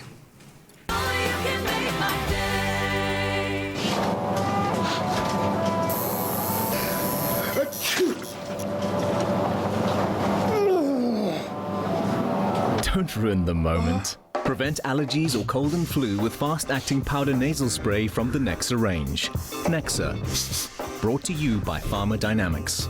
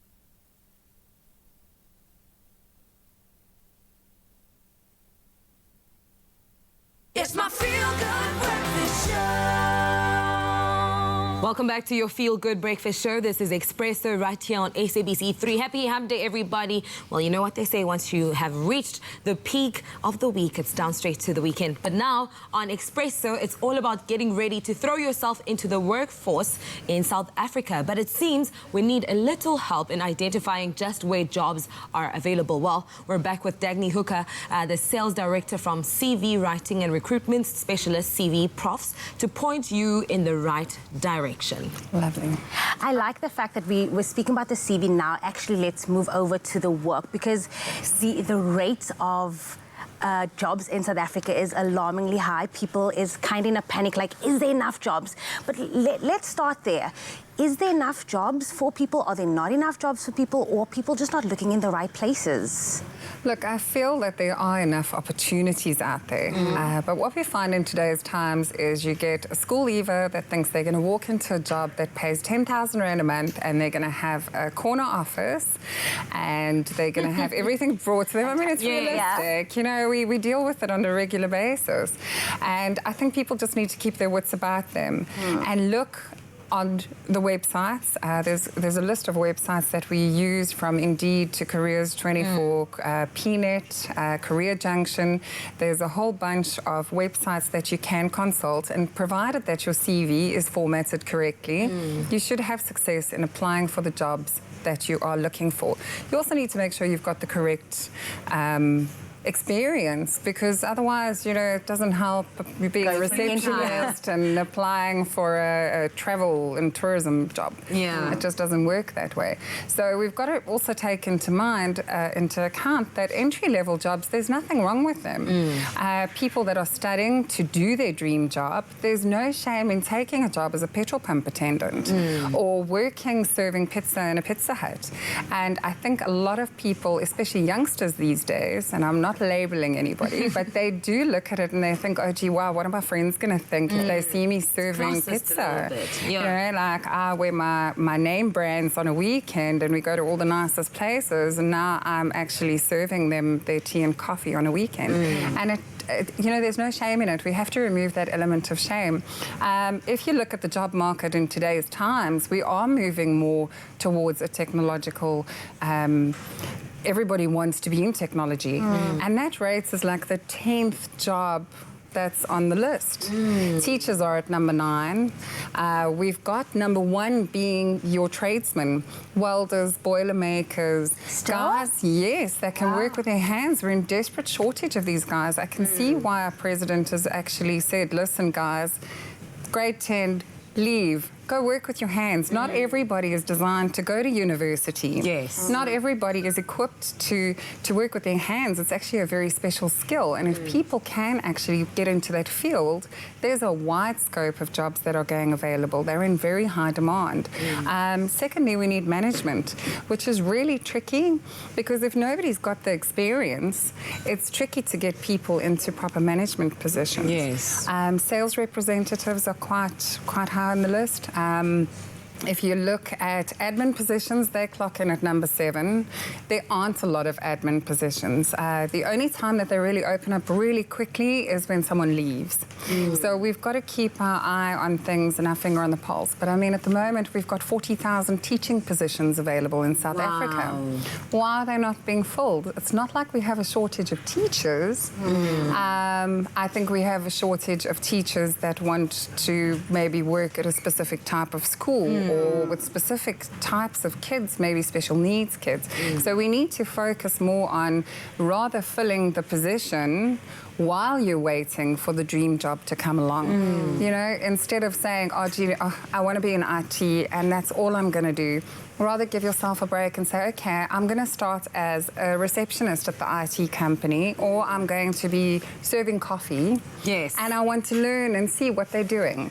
I mean, it's absolutely important to start somewhere. You know, there's no point in sitting at home and waiting for, you know, an opportunity for you. I think lastly, Dagny, if someone finds that they may be in an industry that's not job secure, right?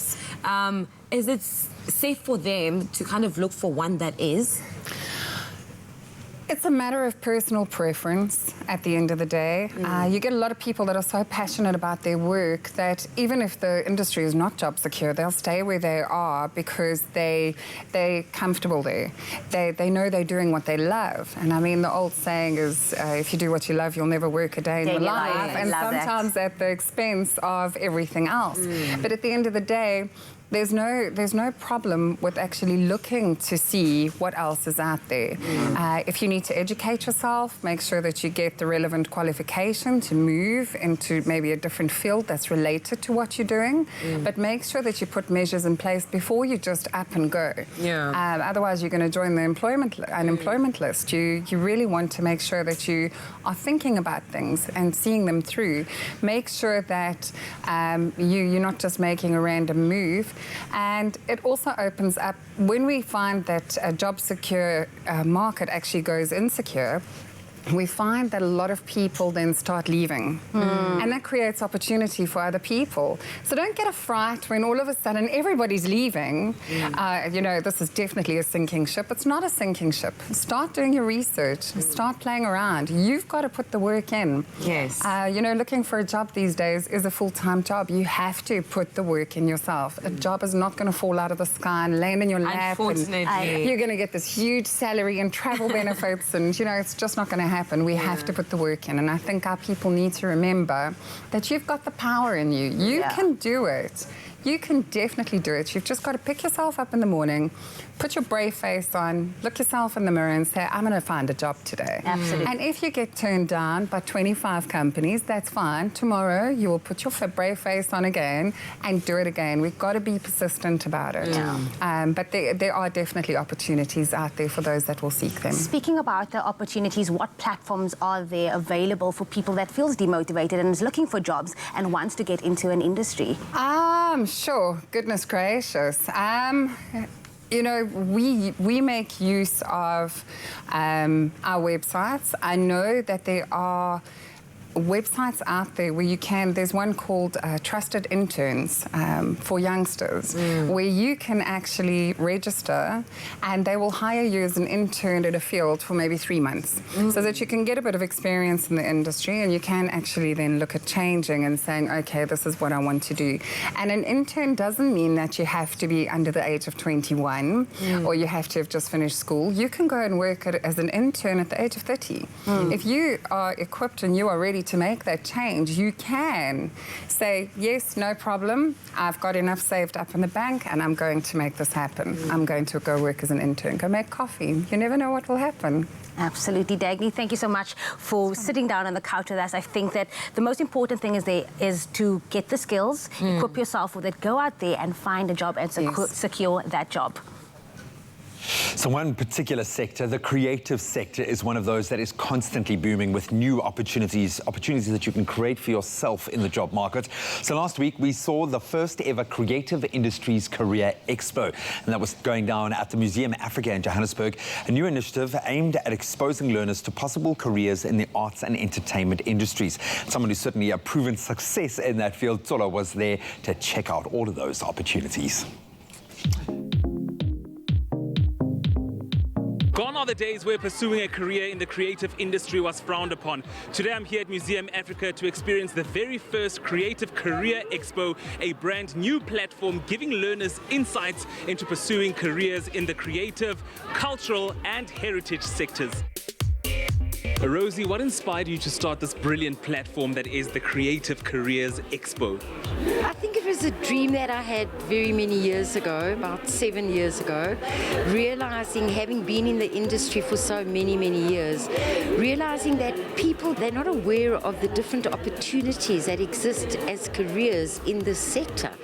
And it was about, how do we expose learners to this? How do we display what has happened? And I think that's really how this dream and vision came about and has eventually come to fruition. What have learners been experiencing over the past couple of days?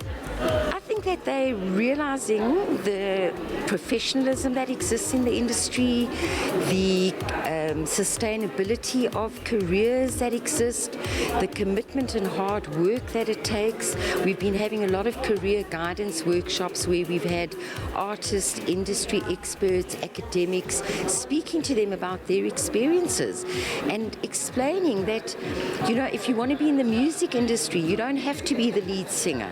If you want to be in the visual arts industry, you don't have to be the painter. If you want to be in theatre, you don't have to be the actor. So I think there's all these multitude of opportunities that exist that support these careers. It needs administrators, it needs marketing people, it needs legal people, it needs wardrobe, it needs stage managers, stage riggers, lighting engineers. So it's saying to these young people, don't let your passion fade, don't let your dream fade. There's so much that you can explore within this sector. So in the technical production field, you can follow the paths of a technical person or an engineer. So with Split Beam specifically, we can teach you anything about theatre.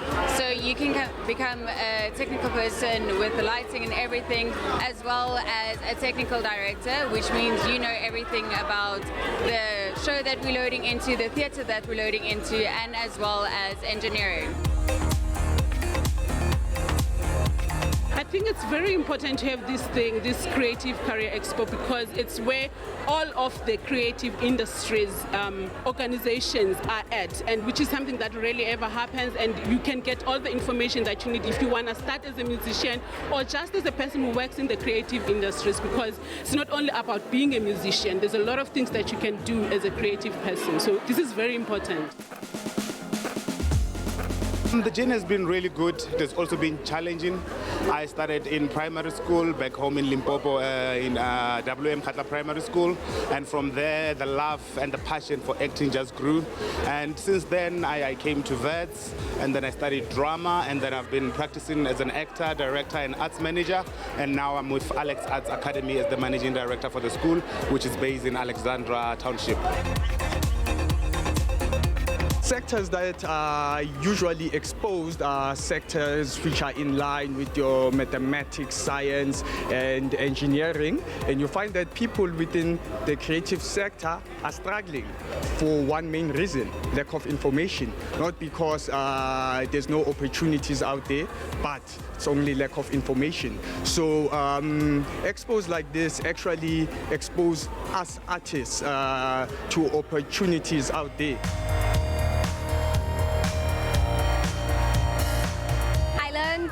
That there's different types of arts and how it branches out into the different programs and where you're able to study.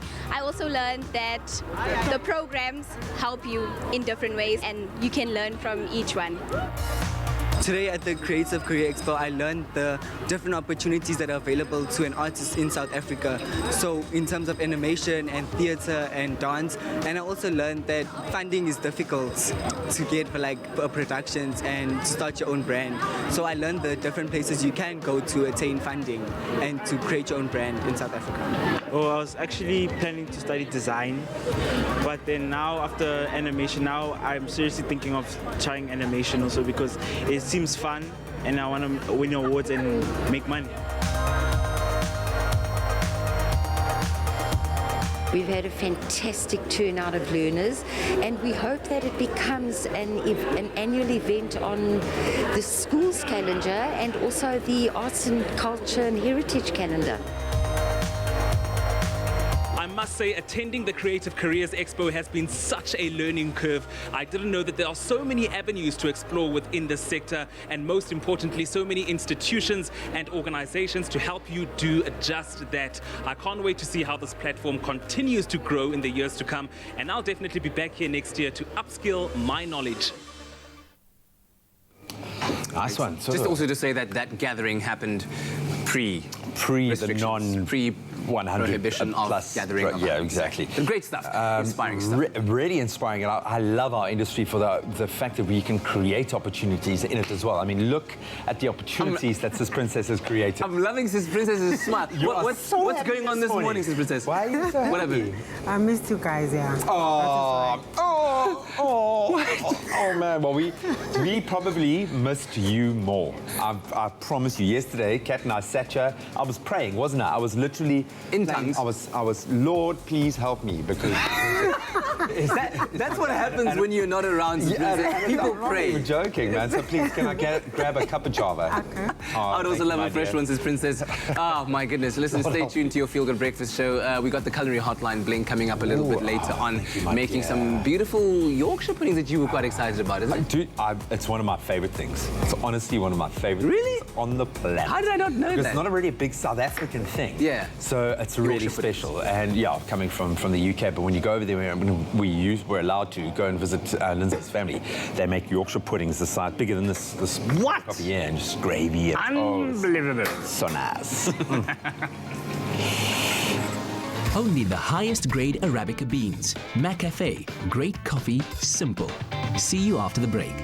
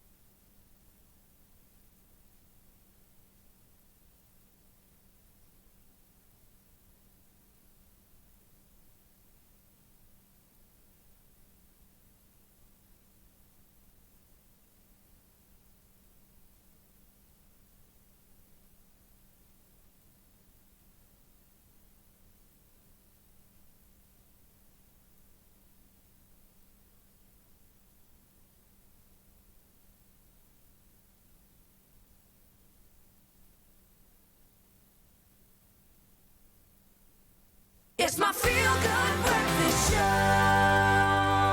Welcome back to your Feel Good Breakfast Show on this Wednesday morning. So good to be in your company. Now, a job interview can cause a lot of anxiety and stress.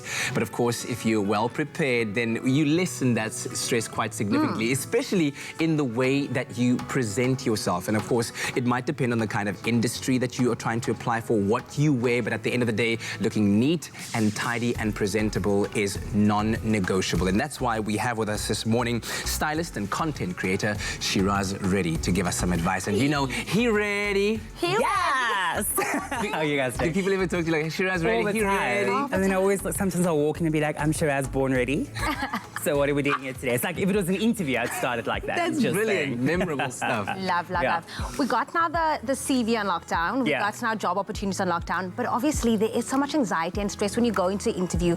Are there some key tips you can give us for how we look when we go into that interview? My top 3 rules always is, if you're someone that loves to do like prints, maybe you're someone that loves a bit of a check shirt, I'm not going to do a check shirt and a check pants in 2 different types of checks. I'd go with 1 print throughout.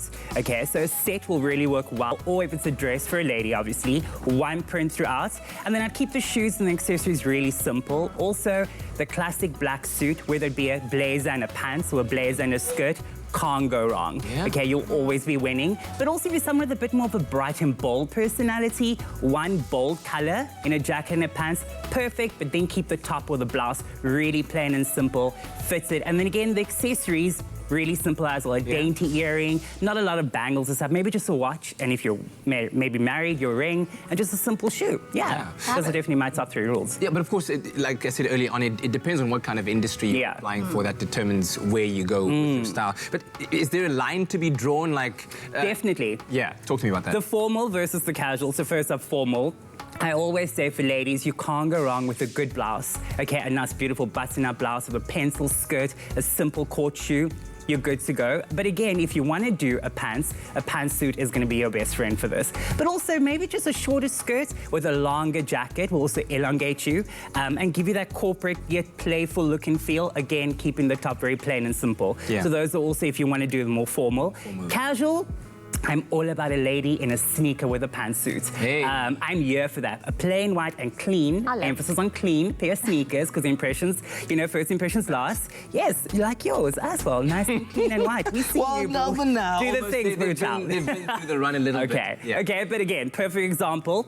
But again, you can do that, but I'll do it again. Plain white top, beautiful suit. I'd keep it in like dark colors though. A dark orange, a deep red, a deep purple, even a bit of a pink. But maybe not a cerise pink, a softer pink will work really well. Okay. And then what not to do. Yes.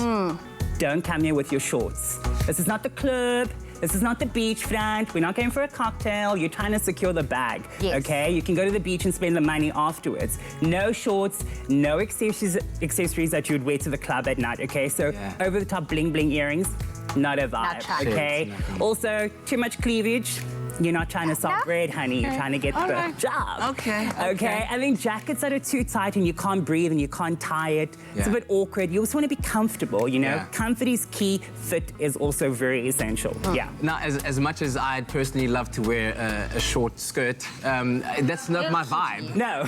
For a lot of guys, they maybe not their vibe either. Let's talk about the men. For the guys, I'm always key on ensuring that you're doing a fitted suit, okay? You can also keep it formal by doing a tie, not a bow tie. A bow tie for a job interview is a bit too much. Yeah. You know what I mean? It's not exactly a formal affair, but I would do a long, simple tie, maybe a slim tie, a skinny tie will work really well. And then keep it with a nice little lace-up or a buckled shoe. Okay. You don't want to do a slip-in shoe. I always feel like you're a bit more serious with a lace-up or a buckle. And then definitely a classic white shirt. A crisp white shirt, you can't go wrong. And a deep suit, a deep dark blue or grey or even a bit of a black with a bit of a stripe in it, can't go wrong. But also, if it is a bit more of a casual environment, maybe you're a creative, a good pair of dark blue jeans in an indigo hue, a nice black blazer, a white shirt, unbuttoned, not too much chest. Yeah, you don't want to go, like 3 buttons down is a bit too much. Yeah, that's a bit too much. Like if you're feeling the breeze under your armpits, then you know you must know. Also, if it's doing this while you're talking, it's not a vibe. Because why are you trying to fan yourself? Also, why are you talking like this? Stop it. Calm down. My God. And then also a formal shoe with that will work really well. But again, sneakers, you can't go wrong. Keep them clean, keep them classic. Yeah. Who has some key tips? You brought in a model to show us exactly how to elevate that interview look. Yes, Mama, come through. Look at Caitlin. You have the job, ma'am. She does. She does. But again, perfect example of the blouse that I mentioned early on. It's nice and fitted. It's buttoned up all the way to the top to show that she's serious, but also takes herself seriously and obviously the job that she's going for the interview.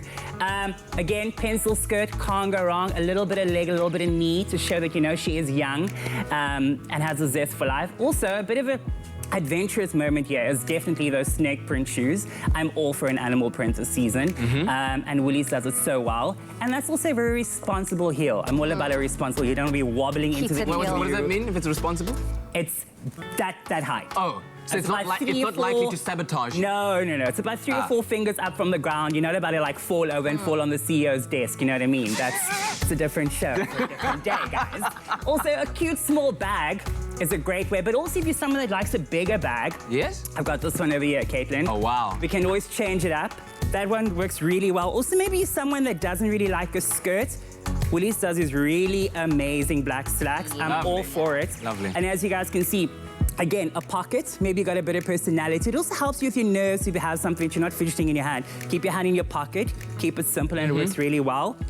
Maybe if you want to be a bit more brave and you don't want to do a plain black skirt, a fun print works really well. And a little bit of an icebreaker. Yeah, conversation. Exactly. And someone will walk in the reception, so it's going to be like, you know, that auntie at first and be like, oh, you're for the interview? Yes, I like a skirt. You know what I mean? That's exactly what you need to calm your nerve, and it's going to work really well. But also, maybe you're somebody that really wants to go, like, you know, over the edge. You can't go wrong with a print crew neck. That over your white blouse or your pants or even your skirt, good to go. And you asked earlier on, Kat, about the casual look and feel. A good pair of jeans with the blouse works really, really well. Okay, I'm all for that. Look, I see Jamie being like, I should have worn that to my interview. Girl, you already got the job. And then over that, I would definitely do a good classic blazer. Beautiful. You can't go wrong. You really can't go wrong. And then, yeah, and Woolies is just all about ensuring that you are winning at that job interview. I mentioned early on enjoying a really good pair of, or rather a good suit. Can't go wrong. I mean, look at this. This color is so on trend. It's also a wider leg. It's not too tight. You know, it'll hug you in the waist, cinch in your waist. And also it's got, again, a button, not too much buttons. Yeah. So, yeah. Yeah, Puta's out here at the back like, oh, gorgeous, loving it. Yeah, that's some really great yes. stuff. So maybe it's you and you love it and it's gorgeous. Well, you can purchase online on the Woolworths app and, of course, in store as well. Shira's ready. Thank you very much. Thank you definitely were made us born ready. We try, honey. Thank you. Well, it's already past the top of the hour, so let's delve back into our national news headlines one last time. The Minister of Sport, Arts and Culture, Nathi Mthethwa, says ways are being explored in which artists can continue their work amid strict restrictions because of the coronavirus outbreak. The arts industry is one of the worst affected, and Mthethwa has held talks in Pretoria with role players in the sports and arts industries. He says one possibility is to continue their work, but without spectators. He says the ways in which technology can be used are one of the measures to be investigated seriously. Various arts festivals and sporting events have already been postponed or cancelled. Then South Africa's official opposition party, the Democratic Alliance, has pledged its support for steps taken by President Cyril Ramaphosa to combat the spread of the coronavirus in the country. Other news regarding the coronavirus is that the Minister of Higher Education, Blade Mzimande, has closed down all universities and TVET colleges until further notice. The Catholic Church in Johannesburg has also cancelled all of its Easter services, and on the flip side of that coin, online food retailers are doing brisk business as homebound South Africans order in to avoid human contact in shops. Further afield on the international front, Chinese billionaire and co-founder of Alibaba, Jack Ma, says he will donate masks, test kits and protective suits to all countries in Africa to help the continent in its fight against the novel coronavirus. Ma's foundation is set to donate a total of 1.1 million testing kits, 6 million masks and 60,000 protective suits and face shields. He said the world cannot afford the unthinkable consequences of a COVID-19 pandemic in Africa. Coronavirus cases have now climbed to 400 across Africa, with Egypt, South Africa and Algeria the hardest hit. Then, with French President Emmanuel Macron describing the battle against COVID-19 as a war, France has now moved into near total lockdown as of yesterday, the latest country to impose draconian restrictions affecting the lives of hundreds of millions of people around the world. Other European leaders also plan to ban all non-essential travel into the continent in a bid to stem a pandemic that has now affected 196,795 people worldwide, with almost 8,000 confirmed deaths. Italy's death toll has surged past 2,500. Spain now stands at 500, Iran at 1,000 and the UK at 71.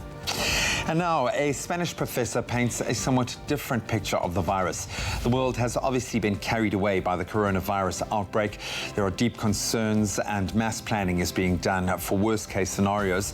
But as our president has said, we mustn't panic. And Ignacio Lopez-Goni, professor of microbiology at the University of Navarra in Spain, one of the worst-hit countries in Europe, states in an article in The Conversation that there is cause for optimism and several reasons to think there may be ways to contain and, in fact, defeat the virus. For instance, he lists, we know what it is, we know how to detect it. 80% of cases are mild. Many people recover. Symptoms appear mild in children. The virus can be eradicated. Globally, science is on it. There are already vaccine prototypes and antiviral trials are underway. Truly uplifting thoughts in these dark and trying days. Let that sustain you today, especially. Now let's take one last look at our weather.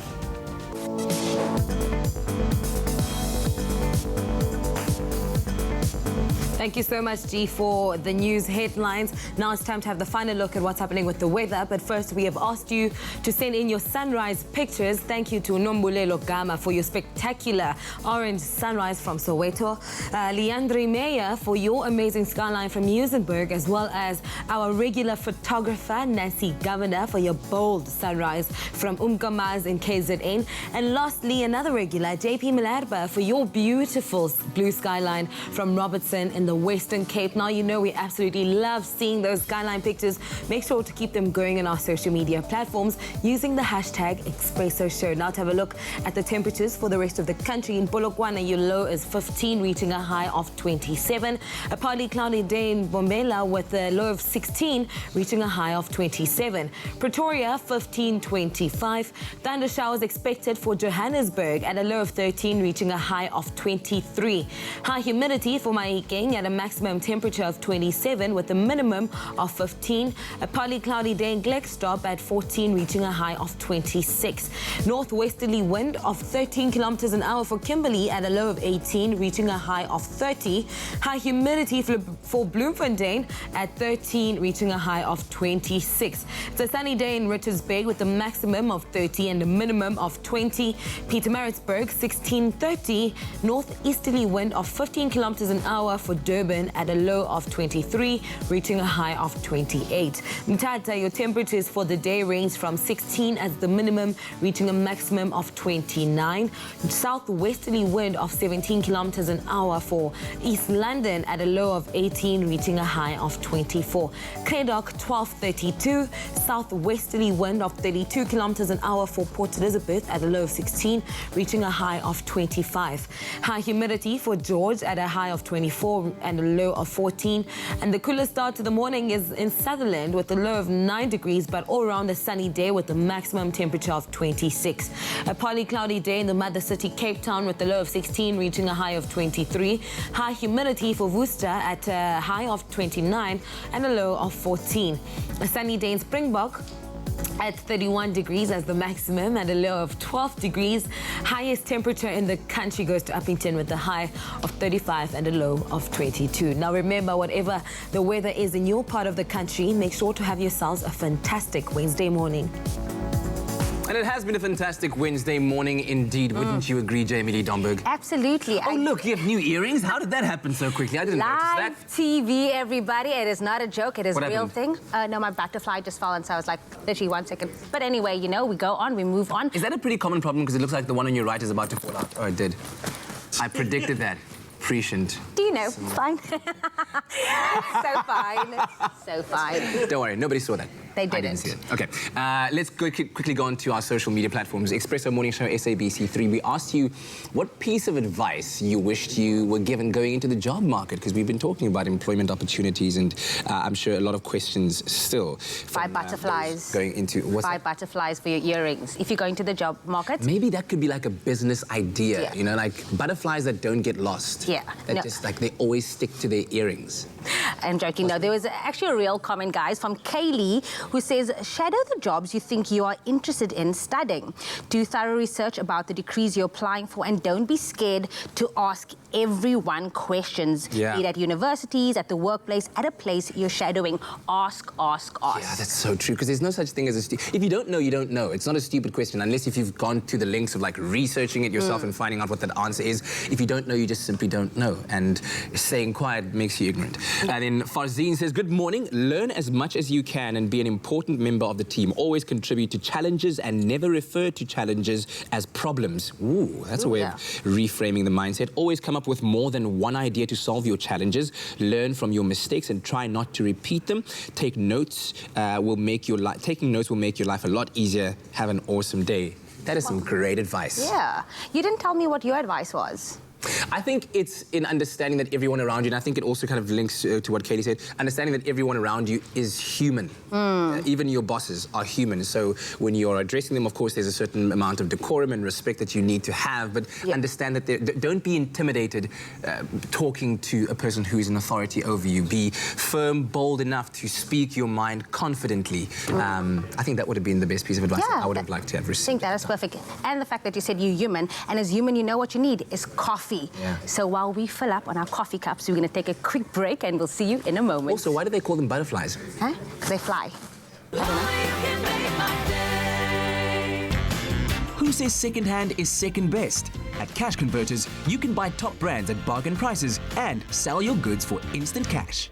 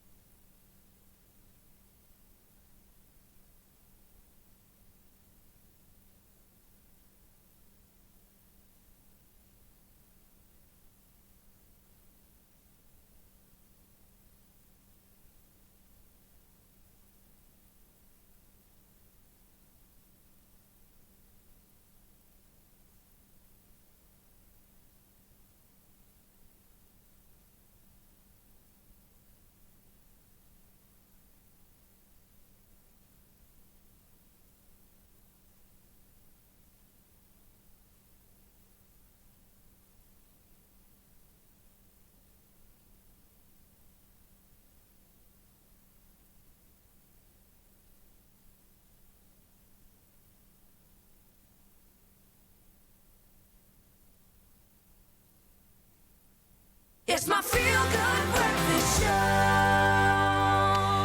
Welcome back to your Feel Good Breakfast Show. This is Expresso right here on SABC 3. It is hump day, everybody. Well, right now, when you see this man next to me, you know it is about that time where we get into the latest movie trailers for movies that we need to be looking forward to in 2020. The first one, Proxima. Because once we leave our homes, they will still be out there on big screen. I promise. Are they, though? Actually, do movie theaters open or are they closed? There have been so many delays and like maybe 9 major movies, including Fast and Furious, James Bond, etc., etc. I'm going to talk to you about that on Friday, though. I'm getting ahead of myself. But yeah, let's get into the details about Proxima. Proxima is a French film starring Eva Green, who people might recognize from some of the Bond films, and she actually does horror characters quite well. So maybe this will come into play in Proxima, where she is an astronaut. Yay! Throw the thumbs up rather than handshakes. Good. And she is on her way into outer space for a mission which might take a year. However, she has a family and a daughter to think about, and this does cause its own complications. Especially, it doesn't make life any easier that in her workplace, because it's so masculine-dominated, she gets sort of condescended to by her co-workers, patronized by Matt Dillon, for example, who people might remember from There's Something About Mary. That dude's still alive. That's great. Oh, wow. No shame. He's a good actor. And he's been doing really small, like quite artistic movies for a long time. Good for him. But if you like stuff like well, I suppose space-related hidden figures and women empowerment. If you like Gravity, for example, this is all pre-launch, though. This is all unearthed the drama that goes down here. And it's actually great that, like, well, maybe sad in a way, that it takes a movie about how hard it must be to be a woman in the workplace. To imagine that she has to go into space, it's like, everyone sit down. It's this hard when you're a mother, a single mother, and you're trying to hold down a job, and there isn't a world that's sort of like... Now you must worry about everything. And there's no planet that's getting your back. But hey, so there's no, aliens or anything like that. It's just strictly drama, straight down the line. But she's a great actress, and Matt Dillon, like I said, he's got chops too. Are you excited to see it? I am, actually. It's great that, with a lot of stuff, like, we enjoy stuff like Guardians of the Galaxy and all the space fantasy and sci-fi stuff, but, like, people are treating space like the great unknown, this crushing abyss that would kill us, like, in a second if we expose ourselves to it. And so, especially in these, like, feels quite apocalyptic times we're in, maybe these movies help us soothe ourselves and how to deal with tragedy and all that kind of stuff. Well, we'll see. Now, this one is Jungle Cruise by Disney. Yeah. Jungle Bookie vibes? Could be Jumanji, may as well be. Like, let's call it Jumanji 8. It's got The Rock in it as well. And probably, all things considered, the safest cruise you could go on right now. So, very inventively, thank you, Disney, have made a movie about one of the rides in Disney World. which is sort of like the egg laying the chicken, or I suppose that's novel, who knows. But similar to Pirates of the Caribbean, which was based on a ride, they've made a movie based on a ride. And The Rock plays this little dude who is a boat captain on a river in the Amazon. And this is in the early 1900s. He's got Emily Blunt, who is a scientist who's joined him on an expedition where she hopes to find the Tree of Life. So, hey, maybe even more good inspiration for young ladies. Become scientists, find cures for things. Wouldn't that be nice? Yes. But Please. all that stuff aside, though, all that good touchy-feelies and all that warm fuzziness, it also just looks like it's going to be swashbuckling adventure, but probably as generic and predictable as stuff like Pirates of the Caribbean. We've seen this done before. We've seen Jumanji like 4 times now. And we've seen The Rock actually distance himself from rocks and more head towards the sort of tree spectrum of things. But you know what? You never really get tired of it as much as you know how the storyline is going to go. Yeah. The picture's beautiful. The actors are amazing. It's like a Disney ride. Like it's not like you go on the ride once and you go, well, I'm done for life. Like, experience the Cobra and that's that. Jungle Cruise. So yeah, there is a date, I believe, in July for that, but who knows these days. In fact, it's pointless us saying dates because these get postponed so often. There was a third movie, but unfortunately we're kind of running out of time. But we are seeing you on Friday, all right? Yeah. For more movie talk. And that's the most contact we'll have. Yes. Finger guns. So cheesy. So 90s. Jazz hands. Oh, wow. Well, anyway, right now, welcome back to another edition of the Culinary Hotline Bling. Sing, sing, sing. While we all wash our hands very diligently, of course, given the current circumstances. But, of course, we've got Chef Chart in the house, as well as Chef Dumi, Afternoon Express's resident chef, to answer all of your burning foodie questions. And if you have any culinary questions that you'd like to ask or conundrums that are confounding you, you're welcome to refer them to our panel of experts by giving us those questions on Facebook. Expresso Morning Show, SABC 3. Are you ready, chefs? Oh, always born ready, hopefully. Huh? All right, let's jump straight into it, right? And we've got a question here from Josephine Pixton, one of our regular viewers, saying, good morning, family, hashtag Expresso Show, SABC 3. I'd love to know how to make Yorkshire pudding. Oh, one of my absolute favorites. Yeah. I'm glad because I've always been curious about them. I've never really tried them. Really? So this is also going to be a great lesson for me. Is it so named just because it's from the area of Yorkshire in the United Kingdom? Well, I mean, it's very, very English in its sense, and it is. I mean, it's a poor man's food equivalent. I mean, it's what the sort of the farmers had, and obviously, Yorkshire Dales are big farming territory. So I presume somewhere along the line, I should have really done a little bit more research on that. But I mean, wherever you go, every single pub you can mention. I was saying to Graham earlier on, and he just says, every pub, that's all that they serve. Roast beef with Yorkshire puddings, loads of gravy, bread sauce, you can imagine, and so on and so forth. So just because it's called pudding, it doesn't mean it's sweet. It's actually... No, it's actually savoury, believe it or not. So it is actually, so think of it, in essence, it's a pancake batter of form, or it's a batter that we're going to make with all your usual staples of pancakes or crumpets or flapjacks, whatever you want to term the other things as. So it's just a batter. And this is actually savoury. Okay. Well, listen, Josephine, you can SMS the keyword dish to 33728. In fact, you can all SMS the keyword dish to 33728 to receive the link to the recipe as well as the ingredients list. We have the ingredients. Let's get started. What are we doing? So simple. Right, Timo, you're going to do the mixing, or Let me do it. you're going to do the work there? I'll go So, flour, a little bit of salt. And again, salt because it's going to bring out flavour. So important. Salt in baking, salt in bread. We speak about it quite a bit. So pop that in there, and then into your eggs. All right. I'm going to start with 1 egg to start with first, and then just start bringing and bind everything together. Why? And again, also you don't want lumps. Why one at a time? All right. So one at a time. So you're starting to incorporate, and there is not too much liquid that we're just going to create globules. So this we're actually going to be breaking down the flour into smaller particles every time. Okay. Okay. So you can see the lumps there, but because it's quite tight, we can break it all down. We can break those little egg globules, because what's going to happen is, remember, the egg is coating the flour. Okay. All right, so it's coating it. So what happens if you put too much in, it coats too big a bubble in essence of flour. Yep. All right. All right. So you've gone. Here we go with that. Yeah. See, this is the kind of stuff you learn when you are a professional chef and you've been doing it for, what, past a decade now? Nearly 2 decades? Taking my age away, you know? No, not at all. I'm just talking about your experience. And this is, for me, the wonderful thing that I love about, chefs that are really invested in their craft is that you get to understanding food on almost on a molecular basis, you know what I mean? Well, understanding how each ingredient interacts with the other. It's not just about adding salt. No. You understand very why much so. you add salt. Absolutely. Very important to understand understand the chemical process and the reaction that's going to take. So once we got to that mixture, we've got quite a nice sort of smooth mixture there. Again, a little bit of milk. Again, because you want to slacken it. Look at our consistencies. Talking chemically, look at the consistency of the batter, look at the consistency of that.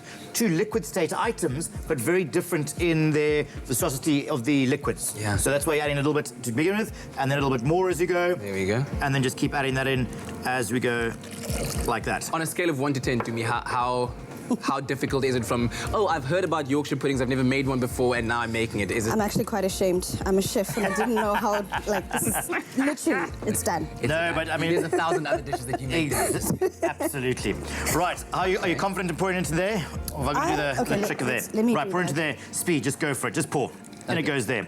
Now, ideally, you actually want this to sit for an hour, because what happens now is the flour starts to swell. Okay. All right? And that's what's going to give this wonderful consistency with that there. But anyway, because we obviously need to keep marching on, I'm going to grab the next very important part. Good things, okay. So, that's in the oven. Mind your backs, guys. Very hot. I was told I'm not allowed to do this because I need to do it under parental supervision. So, a little muffin tray. Okay. All right. Yay. So be very, very careful. Because make sure what's you in get the dog and the cat out. But in here is exceptionally hot oil at 220 degrees. All right. What kind of oil? So vegetable oil, very important. Good question. Really good question. Don't use olive oil. It doesn't get hot enough. I want something that's going to sizzle. Yeah. All right. Yeah. And if you watch this there. So what we've got is just some vegetable oil here, about a tablespoon in each one. Is this going to mushroom like that when you pour it in? Not quite, but it's gonna bubble. So just watch very carefully here. It is going to bubble here. So let's try and sort of catch this somehow, because it's going to dribble a little bit there, and it goes. Look at that. Oh, that's cool. All right, so about 2/3 of the way up is what you want. Yeah. And then just. So really important that the oil is hot. So you'd have had it in there for how long? So we've had it in there for sort of 15-20 minutes. On 220 in a preheated oven. Very important. Now you can obviously do a much bigger one. You want to do a 12 pan. You know, ultimately at the end of the day, don't be shy. So pouring that in, and then very carefully, this is going to go back into the oven. Yeah, as you can see, the oil kind of cools down very quickly once it's outside. Well, it does, but it's going to give us. It's going to start cooking straight away. So again, this is going to go back in very carefully. It's a very, very delicate process. Oh, I tell you, back in it goes, indeed. Oh, and it'll go back in there for how long? So it's going to take anything between, depending on your ovens, they all vary, between 25 and 40 minutes. Yeah. And you're just going to watch, that heat underneath, and it's going to go, and you're going to push them up, and you have these lovely, light, puffy, cloud-like pancakes that you can have with your roast beef, or can I say the best afterwards, because you always make a big tray, make lots, and afterwards, maple syrup. Oh, my goodness. That's sure to make all your guests go. They'll all feel like that. Listen, we love those questions coming in. Thanks very much to Josephine Pixton for that one. We'll be answering more of your burning culinary conundrums a little bit later on here on the Culinary Hotline, playing Sing, Sing, Sing. So, you girls ready for this? Ready to see who's the toughest, the fastest, the strongest? Well, this is no walk in the park. Train! Come on, cats, you're on a roll. Keep going, keep going. So you think you got what it takes to beat Katlego? When I said I was training new TV personalities, all you figured you had to do was try? But I thought... You thought what, kitty cat? You can catch these two go head-to-head April 6th on Expresso in the Vitathine Adventure Race, where the men are separated from the boys. Come on, kitty cat, give me one more!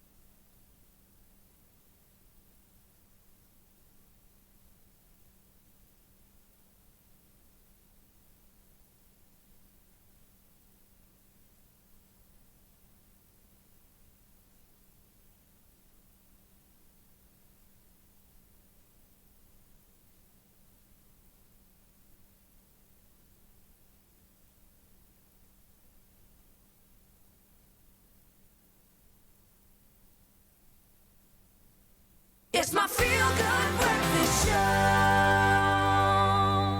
Welcome back as we enter into the last half hour of the show. And what an interesting one it's been so far. We've had some great discussions around the changing work environment on the show this morning.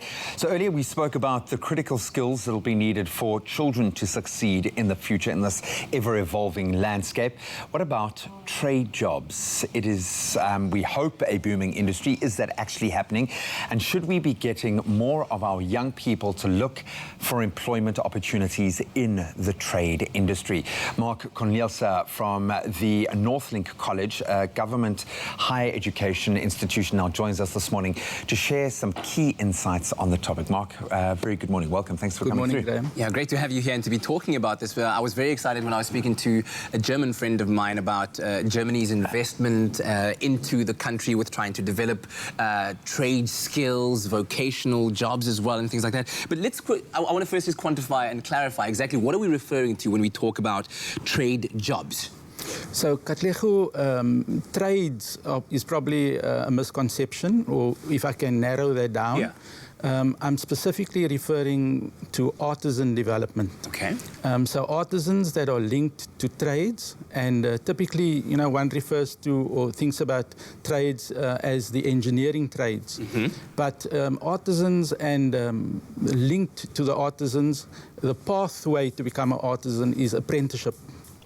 And you mentioned Germany. Mm-hmm. Now, Germany is well known for the dual system apprenticeship. The dual system apprenticeship is one that utilizes two aspects. So you have a program, typically a 3-year program that's industry-based. So the apprentice will spend some time in industry, mm-hmm. as well as institutional-based. Okay. So the knowledge and simulated practical training typically would happen at an institution like a TVET college, and the job-based or workplace-based training happens at industry. Okay. What is unique about the apprenticeship model is that it immediately links that apprentice to a company. Mm-hmm. And this is a very good model for job creation. And you know that in South Africa we have a very high youth unemployment rate. Some statistics report that it's over 60%.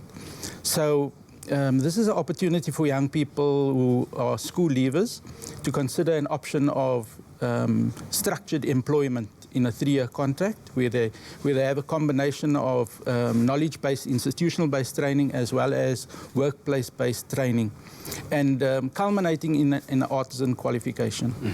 And hopefully a job. And hopefully Correct. a job after the fact. Is this sector booming? We know from the very highest level we have spoken about the focus on TVET, the focus on developing and growing this sector. Is there opportunity? Are we seeing that come to fruition? South Africa has a well-documented skills shortage. And in 2019, Jesse Duarte reported in response to the skills shortage that one of the key aspects of the skills shortage in South Africa is the shortage of artisans. That is creating a blockage to economic growth, business development and job creation. And in fact, in 2014, government, through the Ministry of the Department of Higher Education, responded to this by declaring 2014 and for the next 10 years, the decade of the artisan. And one of the aspects that grew out of this decade of the artisan was the identification of 13 key trades and occupations that would assist the economy in South Africa to grow. Yeah. And centers of specialization were then launched at the 50 TVET colleges who could apply. And in fact, our college has recently been awarded 3 centers of specialization. So these centers of specialization focus on those 13 priority trades that have been identified to assist South Africa to grow economically. What are these 13 trades? Plumbing, bricklaying, carpentry, pipe fitting, fitting and turning, boilermaker, electrician, so a number of trades, yes. Now, immediately when you mention those, I think there's a certain kind of stigma, especially from the youth, attached to these trades. How do we dispel these stigmas, these myths, these perceptions that people have about these trades? As a plumber, you can make a good living. Yeah, make them realize not just the value to the economy, but personal value as well that one could achieve from this. So as I explained, an apprenticeship is immediately linked to a company or industry. So there's a tripartite agreement or model in place. So the apprentice, and then that apprentice is linked to a company, is linked to a training institution, and is linked to a CETA or Sector Education Training Authority, previously known as the Industry Training Boards. So it's a contract that is already a job opportunity for that apprentice. And then just in terms of eradicating the stigma, you are correct, Graham, in saying that there is the stigma. There's always been the notion that university is a higher form of education, and one doesn't dispute the aspect of research that happens at the university. Yeah. But what is critical is the interface between university and school, and that is the TVET college sector. And typically, people associate an artisan with working with your hands, and that is a misconception, that you don't have a high aspect of brain functionality or using your brain, and that's certainly not the case. In fact, the high-tech environment and technology that exists today has great demands on high levels of thinking. Yeah, Mark, thank you very much for cluing us in on this topic. Obviously, there's so much more that we can discuss around it, and of course, if you are looking for more information, you can visit the website northlink.co.za. Lots of information, important information awaiting for you to discover, especially if you're looking to guarantee your future in the world that is forever changing. As study and work at the same time. I love that. Thank you.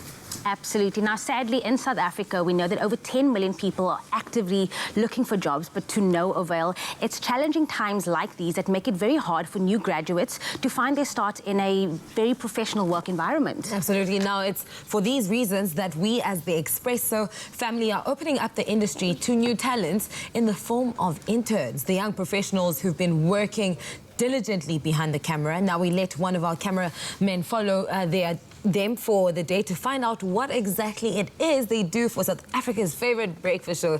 Let's check it out. In order to work on Expresso, you need to be a passionate, dedicated and hardworking person, creative, persistent and consistent every single day. Because Expresso is not for the faint-hearted, and for an intern to come into our space is an opportunity basically of a lifetime. And Expresso, this show, has launched many careers over the past decade. Feel Good Breakfast Show. It's a Wednesday morning. We're live, large and in charge, and it's so cool, so good to be in your company. First time walking into the Expresso studio, it was a very great experience because it's a place that I've always saw myself working at or just in the industry. So for me, it was amazing. Meeting everyone, seeing what everything is about. The atmosphere during the live show is just, something else. We're talking about a live production show where everything is happening so fast and you have to be on the move, you have to be steady. I mean, you have to get your game on. That atmosphere on set, it's quite hectic because it's not what you see on live television. Behind the cameras, it's more hectic because there are sudden changes that are just being done out of nowhere. So you have to be up on your toes, but it's also time challenging and it's more plays with your mind because you might think something is okay, but on live television, it's not okay. So you have to put yourself in a viewer's point of view.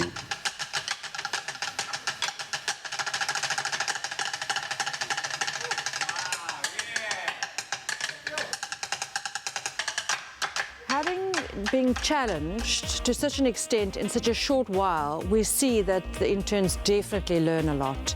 They have to really adapt very quickly to the situation. They have to make quick decisions. They have to learn instantly on the job. And therefore, I think this is a very good training ground. The hardest thing about the job as the intern for graphic design, it's making sure that you are sourcing the correct image and the correct strap and the designation of that particular guest, because once you get that wrong, there's no turning back. It's a live television. Once you do a mistake, it's not easy to say the editors are going to fix it up post-production. There's no time for that. It's live television. For me, it was a bit different. Working with the guests for me is like most challenging because not all of them are the same, so you have to treat them each individual differently. So you have to approach someone, you know, with full confidence, or someone is a bit quirky, so you have to, you know, be like that type of personality has to come out. So for me, yeah, that's the most challenging part. Faster. Yeah, amazing. Yes! It's amazing! So we are in media, information and communications technology. CETA, we focuses on funding our people, our stakeholders in terms of bursaries, internships, learnerships, work integrated learning through various colleges and TVET colleges, community colleges and universities. So as a CETA, we see ourselves as pioneering for the future, creating industries and helping entrepreneurs. We would like to make sure that our alumni, they remain sharp, they remain up to date in terms of what they learned during our intervention. Continuous learning is one of the values we would like to impart on our alumni. What I take from this experience is how you have to strive under pressure, because everything is so quick, everything is so fast, and you can't really, there's no space for mistakes. So you have to, you know, keep your head high, keep moving. Having your internship on live TV is enormously stressful. You have to be on the job, on site, you have to be disciplined, you have to be there, you have to be focused, you need to be a sponge, you've got to take in everything, you've got to get up tomorrow morning and do it all over. And I must say, these learners have taken this challenge and they are running with it, and we are enormously proud of them.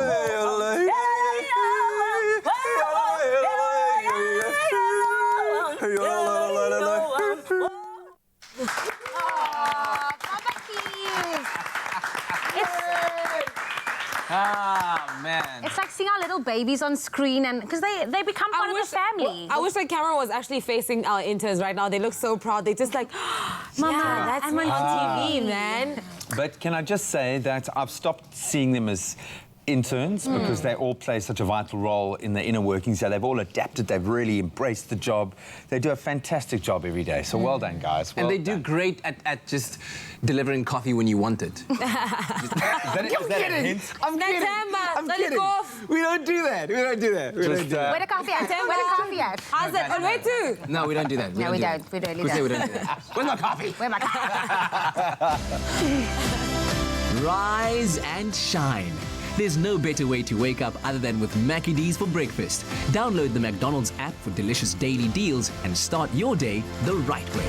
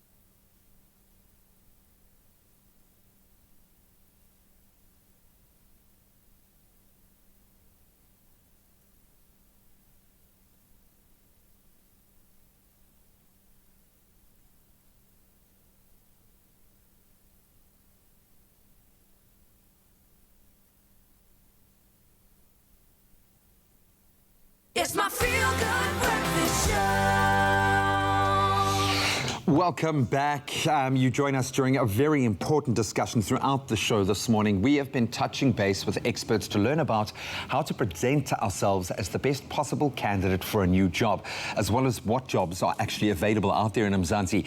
We're told that there are jobs aplenty, but where are the best places to find what we are actually looking for? Well, to answer that, we are now joined on the line by Biz Community's new business developer and former national recruitment specialist, so she has her finger on the pulse, Clarina de Freitas. Clarina, very good morning.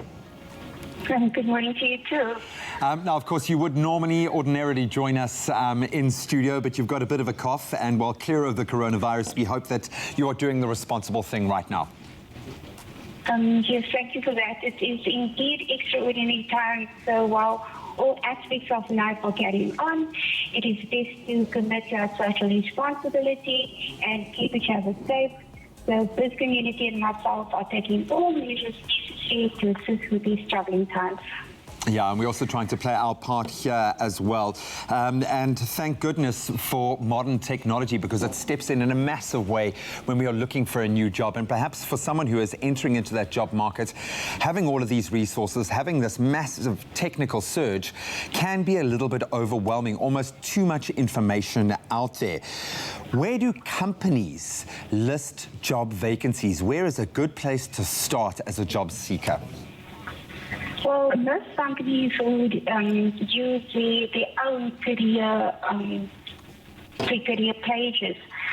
Some would use recruiters, some would use job boards, some would use jobs apps, some would use social media, networking channels, and other staffing company websites.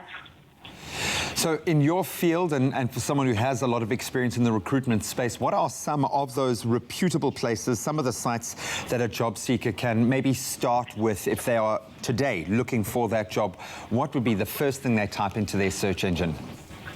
So the first thing they would type into their search engine would be bizcommunities.com. From there they could search LinkedIn. They could go for Google Job Search, Careers24, AdComs, Justice Interns. So that's just a few to mention.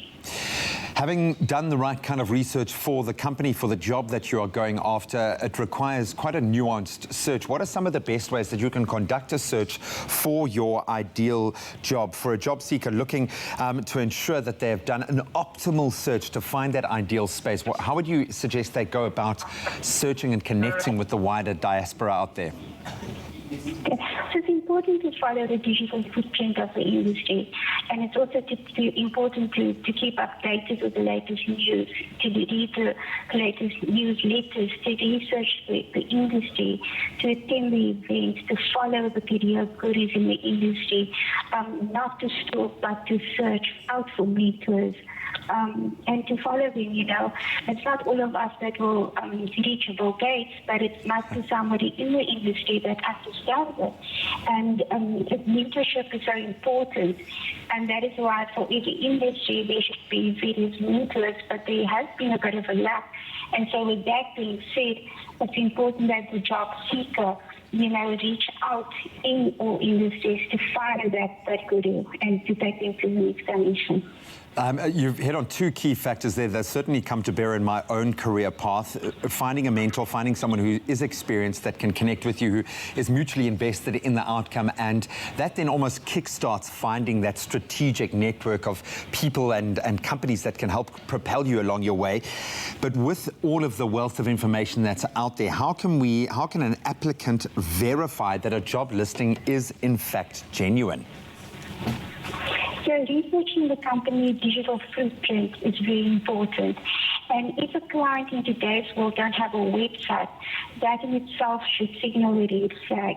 It is important that you research the company's corporate identity, you know, understand who the CEO is, find out who's the executive board. If nothing is in place, that should flag a danger on its own. Also, you know, there's various ways of reading a job spec. And there's certain keywords within that job spec that would sound alarm for danger. Also, when people, you know, when you have to pay for a particular job, and that in itself, I mean, why would you want to pay for something that you are being recruited for? Sure. So those are just some of the key factors for finding the proper job listings, and that is genuine. Oh, thank you so much. So many key insights there. We really appreciate you taking the time to connect with us. Stay healthy, recover very quickly, and thank you so much for exercising your level of responsibility as well, you and as a company. Thank you so much. Thank you so much. Bye-bye. Thank you. So you can transform your job hunt by taking advantage of the resources that are out there. There is a myriad, and being proactive about that work that you want. Good luck. So while you're transforming your job hunt, let us help you transform your cooking skills in the kitchen with another edition of the Culinary Hotline Bling. Sing, sing, sing. Yes. Yes, I got it. Finally Got it. Unbelievable.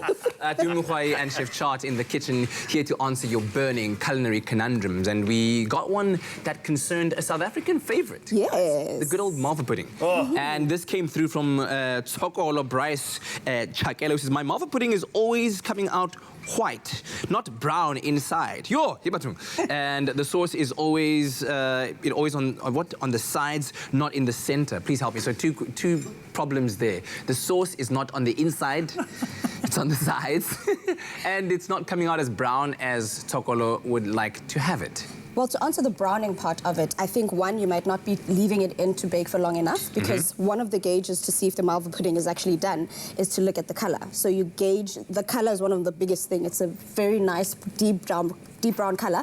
And then if you're not too sure that it's cooked enough, just stick a skewer in there. If it's still not done, then leave it in there until it's nicely brown. The whole idea of it is to have that nice caramelly taste and cover on top of it. Caramelly. Bundles are running out, bro. Excuse me. Okay, good.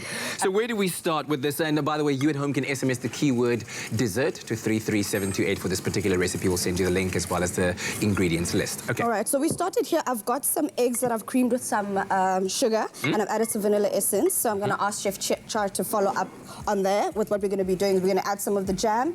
We've got some melted butter, milk, and vinegar that we're going to mix together and then add as well. So you can start with the jam. That's the jam in there, cool. Yeah, so we're using grape jam right now because my Grammy used to have a couple of trees in her yard. One of them was a grape tree. Yeah. She also had apricot trees as well as... peaches, probably. Yeah, you know, typical. You know us. Yeah.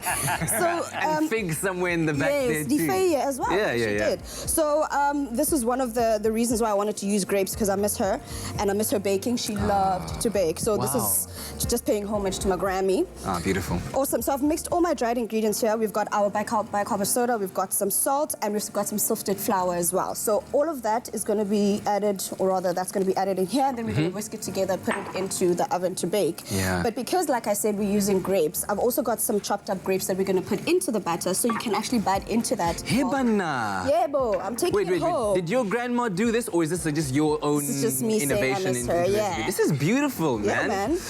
Was your grandmother baking all the time, or was it on occasion? Dude, if she was not being a granny, she was baking. Wow. She was the baker of the family. And because of that, my mom and I then actually followed up. And I did more of the eating of the baked goods instead of the actual baking. But as I was you should as a child? There was always that spoon with the batter that needed someone to clean it off. Wow. And I just took on that responsibility. You're obliged. All right, so we're going to get the wet ingredients into the dry ingredients, and you're going to fold it, mix it in. How? Correct, yes. So our viewer did ask about this, the sauce coming to the side and not. Yeah. One, it's either you're not adding the sauce in there while it's still warm, while the malva pudding is still hot. Okay. Yes, or you're mixing in your batter too much because you don't want it to be overmixed.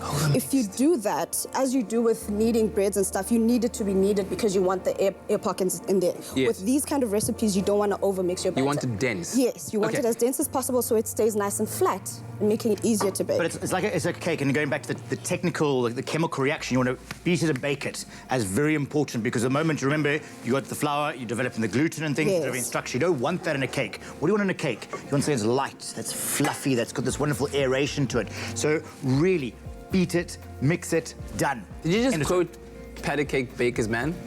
Not quite. Bake us a cake as fast as you can. There we go. Pat it and bake it, beat it and bake it and mark it all that, but yes.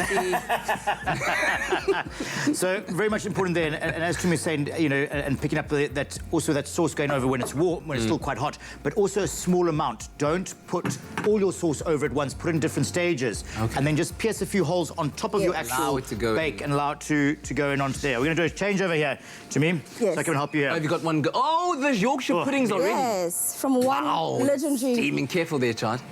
From That's one legendary amazing. to another. Awesome. That is unbelievable timing. Oh, you know, always a bit of magic, you know. So these are the Yorkshire puddings we made earlier on. And for that recipe, you can SMS DISH to 33728 for this particular malva pudding recipe that we're making, courtesy of Tsokolo, who sent us that question. You can SMS dessert to 33728. I've got to say, listen, wow. It's so nice. You know what's so nice? And getting back on that question there, you know, there's different recipes. I mean, and I said to Tumi earlier on, and, you know, she said this was her recipe. You know, this doesn't have spices. Usually it does have spices as well. So there's lots of different variations that's going to change the colour tone on it. But I do love that sort of paleness, and then you say that lovely, as you call the caramel colour. Caramelly on the top there. This is looking amazing. I cannot wait to taste it. Would you like a knife? For me? Oh, my goodness. There you go. So SMS dessert to 33728. Wow. I'm very, very excited for this. Let's just get a piece. You got to get the grape in there as well. And the custard. Wow. I actually enjoyed with the custard a lot. I forgot to mention how the sauce is actually made. So the sauce that we talk about that goes in there. Oh, wow. Did I just take you back to your childhood? Wow. That is emotional eating right there. As in, like, in a good way, like... Whoa, that is beautiful. I feel like I can taste the memory of your childhood in that. That is. I had a great childhood. You certainly had a great childhood. Yeah, absolutely. You can imagine stuff like that on, you know, afterwards. Absolutely. That's so. I'd do anything my grandmother wants me to do. Go hurt the cattle. Yes, grandma. Yes. As long as there's malva when I come back. Anyway, you were saying? Oh yes, the sauce that we used for the top of the actual malva, we used cream, treacle sugar, and some butter. So you basically just put it on the pan, let it heat up. You don't want it to burn or boil. You just want it to be nice and hot, the sugar dissolved, and then just pour it onto the malva while it's still hot. Let it sit there and just soak up the goodness. Or let it... But I mean, yes, look at that. Look at that. Oh, Yorkshire pudding a la Chad. Look at that. Imagine this bit of custard. Oh, because you did say that you can go like maple syrup type of vibe as well. Better. Oh, wow. What a day in the culinary hotline bling. Sing. Thank you very much for that question, Tsokolo, that you sent to us. And hopefully with this, you no longer have to sokola. Of course, if you have any more questions, you can share them with us. Expresso Morning Show, SABC3, and we'll get them answered by our panel of experts. Thanks very much, guys. Okay, wow, really? Next time on tropical island of treasure Curacao, the competition takes an unexpected twist. The top 5 finishers in this challenge will have an unprecedented opportunity to choose a new teammate. This entire game is going to change. It makes no sense. I just want this to be over with. We can't feel sorry for you. Tropical Island of Treasure Curacao, Tuesday evenings at 7:30. Repeat Saturdays at 8 p.m. only on SABC3.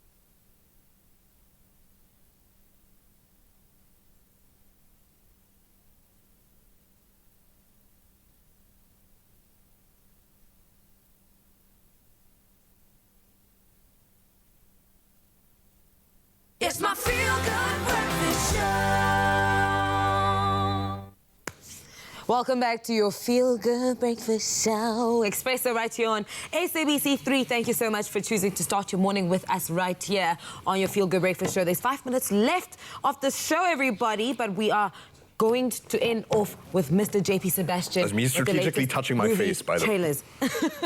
Don't touch your face. That was a very soulful rendition of the song. That Feel Good. Do it again. It was a Feel Good Breakfast Show. Too many jobs at this Okay, place. I know. the first movie. Soul. Yes, starring Jamie Foxx, who is the voice actor and the front man of this. It's the second time that he's voiced now. Previously, he was a parrot in Rio. But what's great about this, what's so promising about this, is it's directed by Pete Docter. Pete Docter is the dude who did Inside Out, which a lot of people might remember is a masterpiece. Oh, man, what a gorgeous Yes, I actually remember Inside Out. And obviously you remember Monsters, Inc. Yes. You remember Up? Yes. The dude is able to pluck at your heartstrings. Like, I remember turning to my buddy, who's like a huge Navy dude, and we were watching Up together, and when we learned about the pregnancy, I was like, William, are you crying? And I just said... And I was crying too, so I'm sure. Prepare for Trano with Soul as well. Jamie Foxx, as you just saw there, died. The cartoon kills him, and he becomes his soul self. And what you're seeing here is the little souls all assemble in what they refer to as the Great Before, which the animators, including Pete Docter and Kemp Powers, who is co-director, first black director for Pixar, which is great, consulted Hindus, they consulted Christians, they consulted Jewish people, they consulted Muslims on how would you conceive the afterlife. So Jamie Foxx's character finds his way there by dying, and there he finds Tina Fey, who is 22. Well, sorry, her character's name is 22, which might be because this movie is the 23rd of Pixar Studio. Who knows? But she's this reluctant soul who's supposed to enter a baby's body at some point, and she's like, nah, she enjoys life here. Earth is overhyped. Okay. There's coronavirus, etc., etc. So he has to try and encourage her to go on with it because it's his chance to get back to a life which was looking like that, was on the up for him. He was this jazz artist who was a teacher who was nearly getting a leg up in the industry. He had a good life. And then fell down a drain and found that he's now a wispy soul who for some reason clearly has kept his spectacles and hat, which is odd to me. But, like I said, Pete Docter, amazing director, and a dude who made Inside Out for his 11-year-old daughter. It's so sweet. Oh, that's cute. Like, if you have hard, difficult questions that your kids are asking you, like, where do we go? Honestly, you're safe to put them in front of a Pixar movie, and this one I can't wait for. This is June 19th in South Africa, or July. Maybe. With postponements, who knows? Next question. I was about to say next question. Next movie. Next movie is The Quarry. Yeah. Starring Michael Shannon, spooky dude holding the gun there in the poster, and the other dude whose name I've forgotten. Who that you're going to look up in a second for me, I'm sure. No, she's not. She's going to do gun posters while I ask her to look up the actor's name.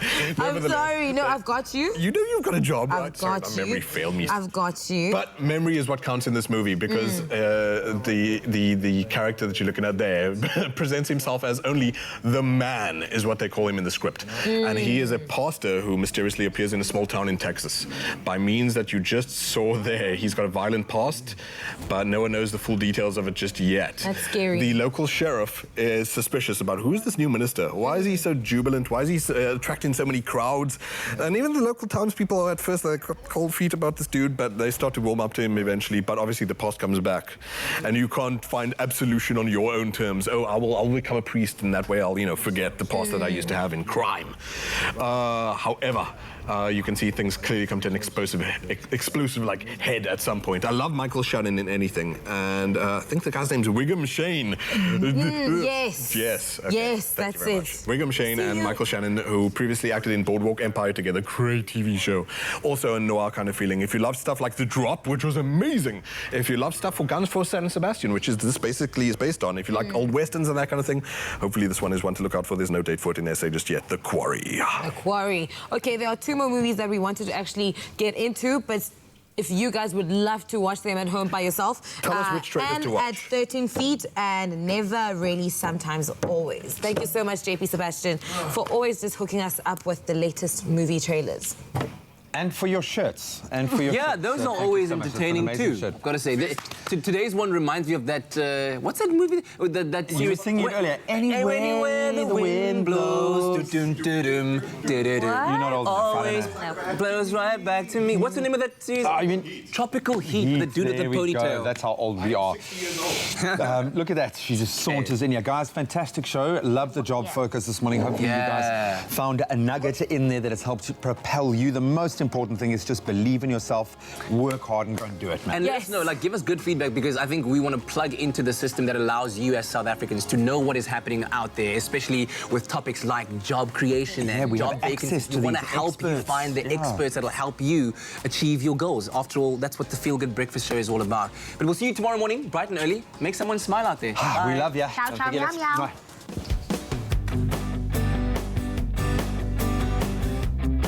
Expresso Show, made with love by Clover.